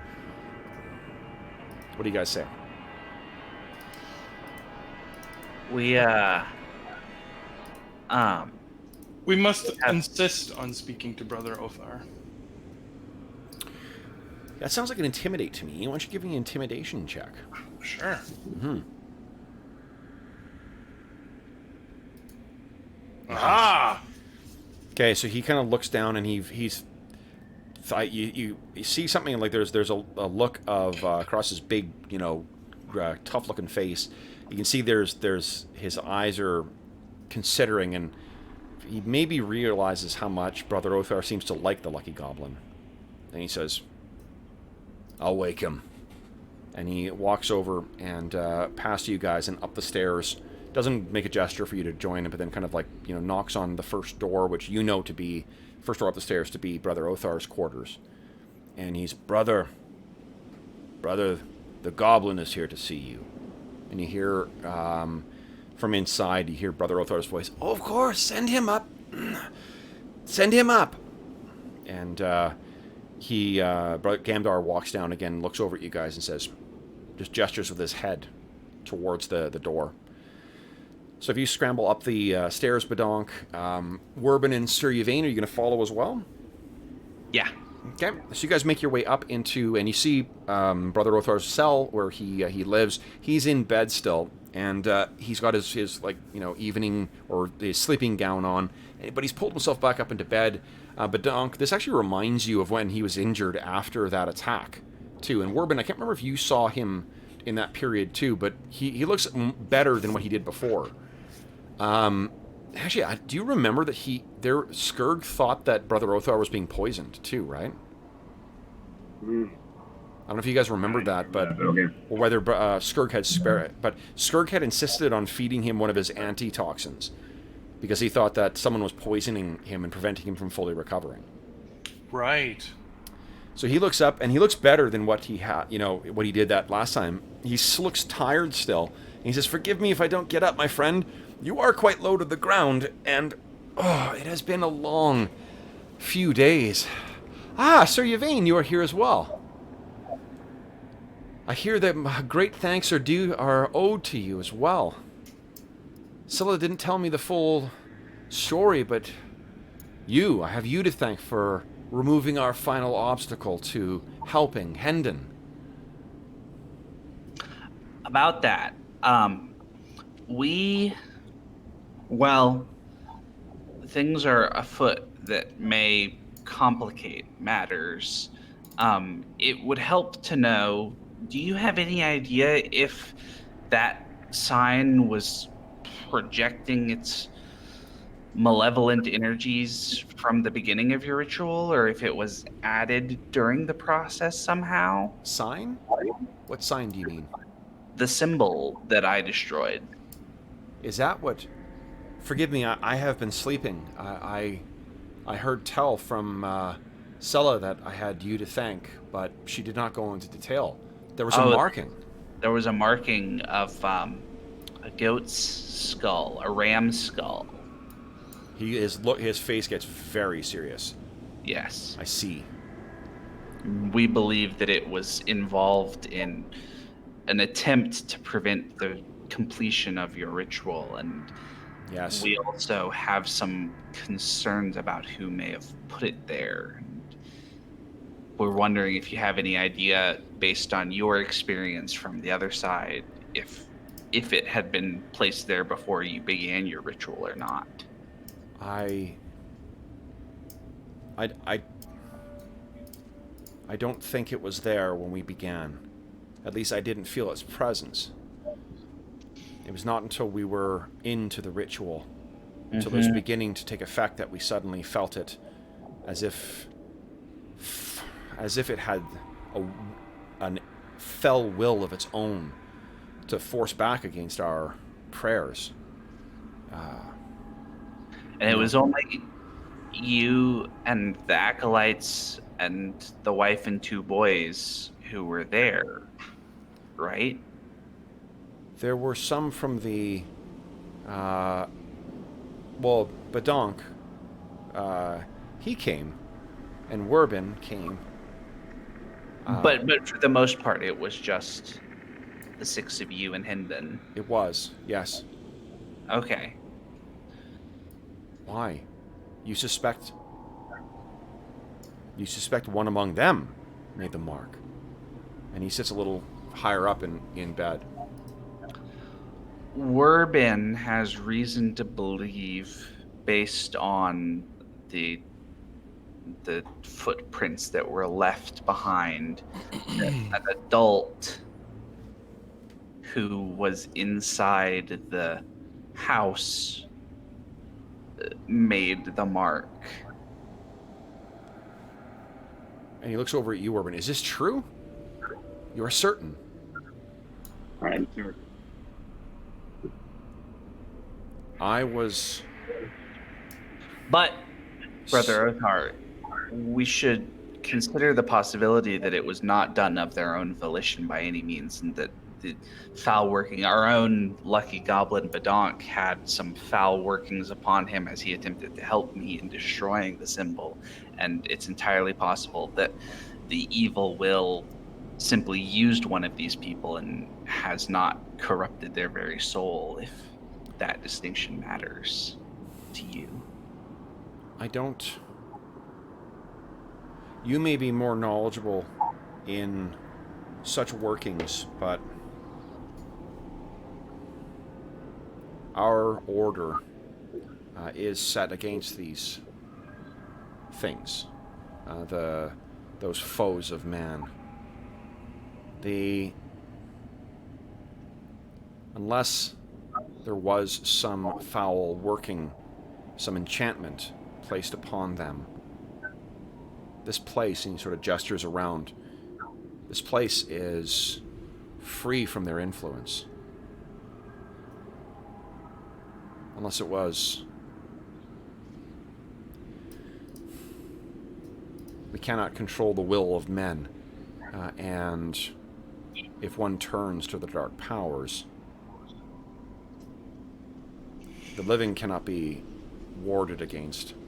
Only the crudest expressions the dead, evil spirits. We've made this place safe from that, but I fear that the hand behind such a marking, that would be a freely chosen act. It does me no pleasure to correct you on that point, brother, but...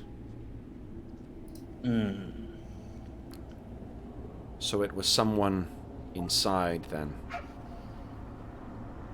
And you can see, like, that the obvious consequences of that are obviously weighing pretty heavily on him. He's taking it seriously, he's considering it, but it's a bit of a shock for him. Yeah. This is probably the most off-put you guys have seen Brother Othar as well, too, for Badonk and Warbin, because you knew him from before. Right. What?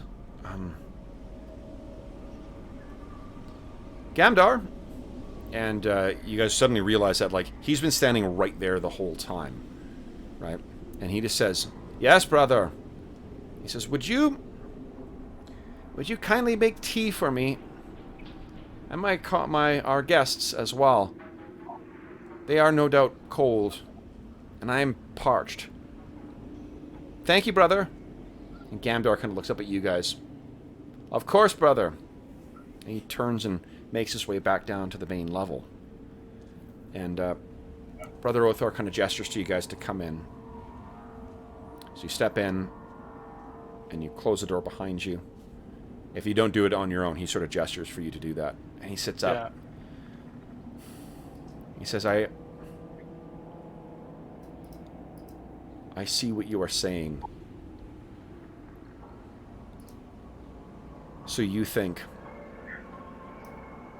Sela or Gamdar or Vina or Tamsin are the ones responsible for that. It would seem. Could Tamsin have... Brother, you worked your magics. Are you certain that he was freed of all influence from that affliction?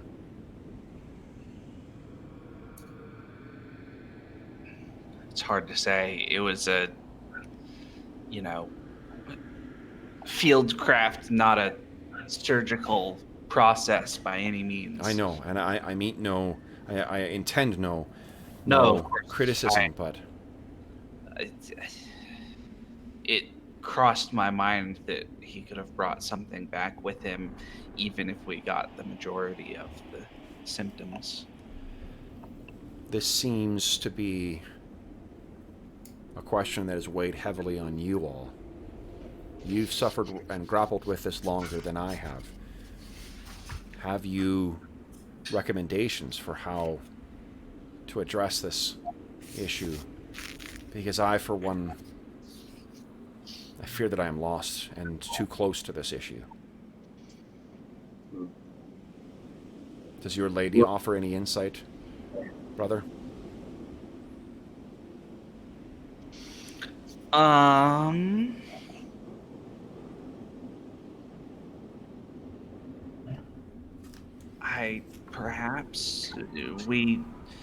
My natural inclination is to head to the library to see if there's some wisdom of the past that we might use for this. Beyond that, my only thought as to our process going forward is to sit down and interview the potential suspects, I suppose, to attempt... In such things, the dark forces work through doubt and through deception. We must proceed with certainty, whatever the steps are that need be taken. Better that evil continue to try than for us to do its work on an innocent. I take it you agree? Yes, I do. Anything I can do to help? Keep this between us. Of course.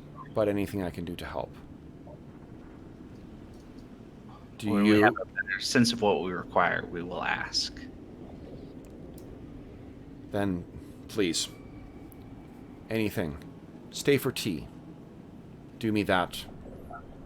We will maintain the charade that this is our... If the guilty party is listening or observing, let them think that we are not as far to catching them as we may hope to be. And you hear kind of the knock at the door, and Gamdar brings in tea and whatnot, and you guys kind of enjoy that. So what does this affect, or how does this affect your plans then, guys? Do you intend to still carry on to Ironguard Mott, or are you gonna... Will we be picking up back in here with you guys investigating? Well, yeah, I feel like we should investigate here first. If it's our friends who've moved on to Ironguard Mott, then they are not currently in Helix, causing more trouble. So, I don't know. What do you guys think? No, that's the direction I'm leaning. Like, Okay. first we should eliminate the... Like, I don't know that it's safe to just leave Brother Othar here investigating his people without us supporting him. Seems to be in a weakened state. It's odd that he seems to always be this weak, doesn't it? Exactly. Mm-hmm. That alone is concerning. What about Werbin? What does he think? Carry on to Ironguard Mott, or stay here and chase this down? Well, I mean, we can sort of, you kind of can't do everything at once. That's for sure. We've let the priest know about the problem. I mean, he's in a better position to keep an eye on everybody anyway. Yeah, but there could be danger for him, is what Badonk is saying. Right. Well, we could just play it hard and go at both the acolytes and question them. mhm. I mean, that's not a bad plan.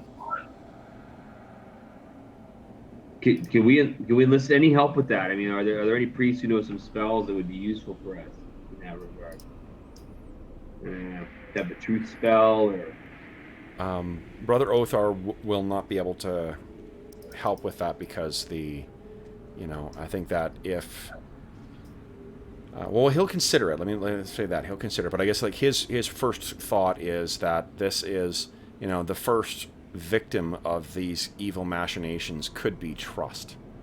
And he is concerned about shattering that trust if he makes it obvious that he has suspicions of either Gamdar or Sella.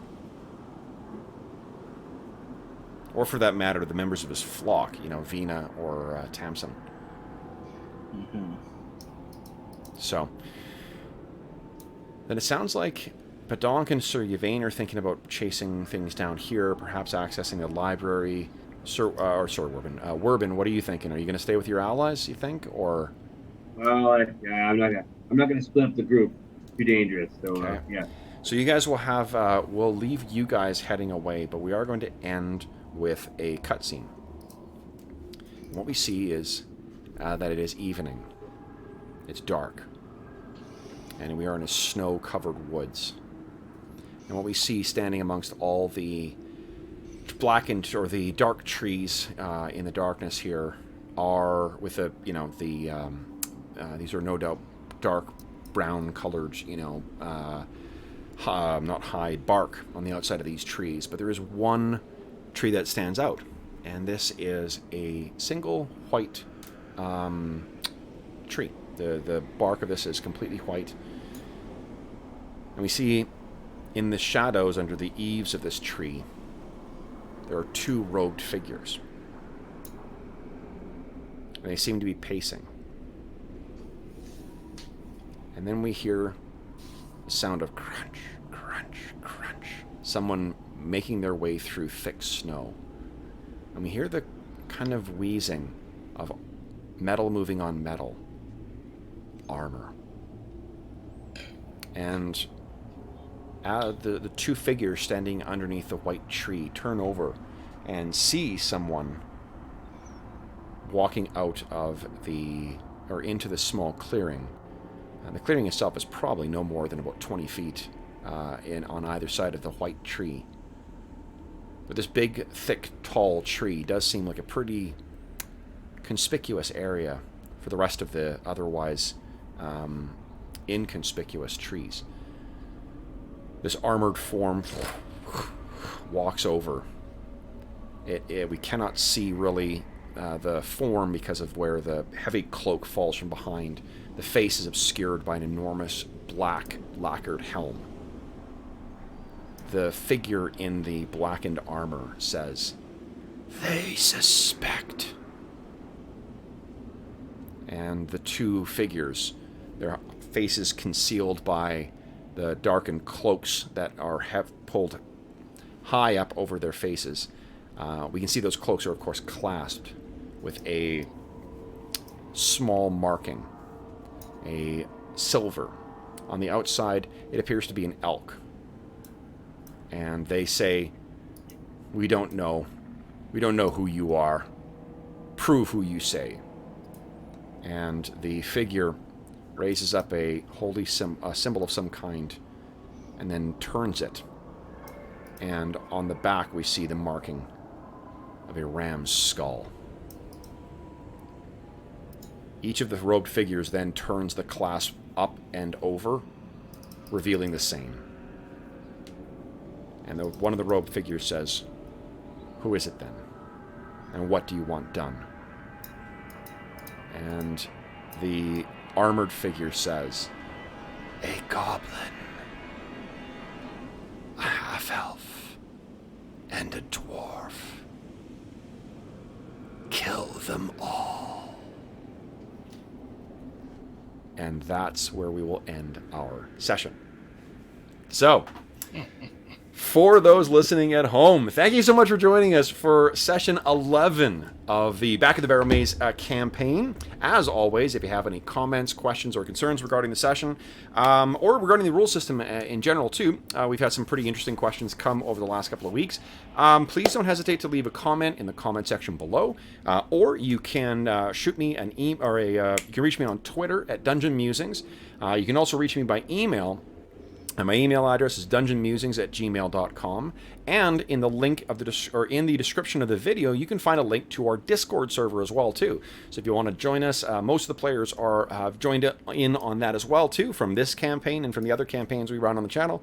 So you can chat with us in that as well. Tell us what boneheads we are and the way that we chose to go about things, or praise us for how awesome things went. So either which way you want to go, you're welcome to join us in Discord.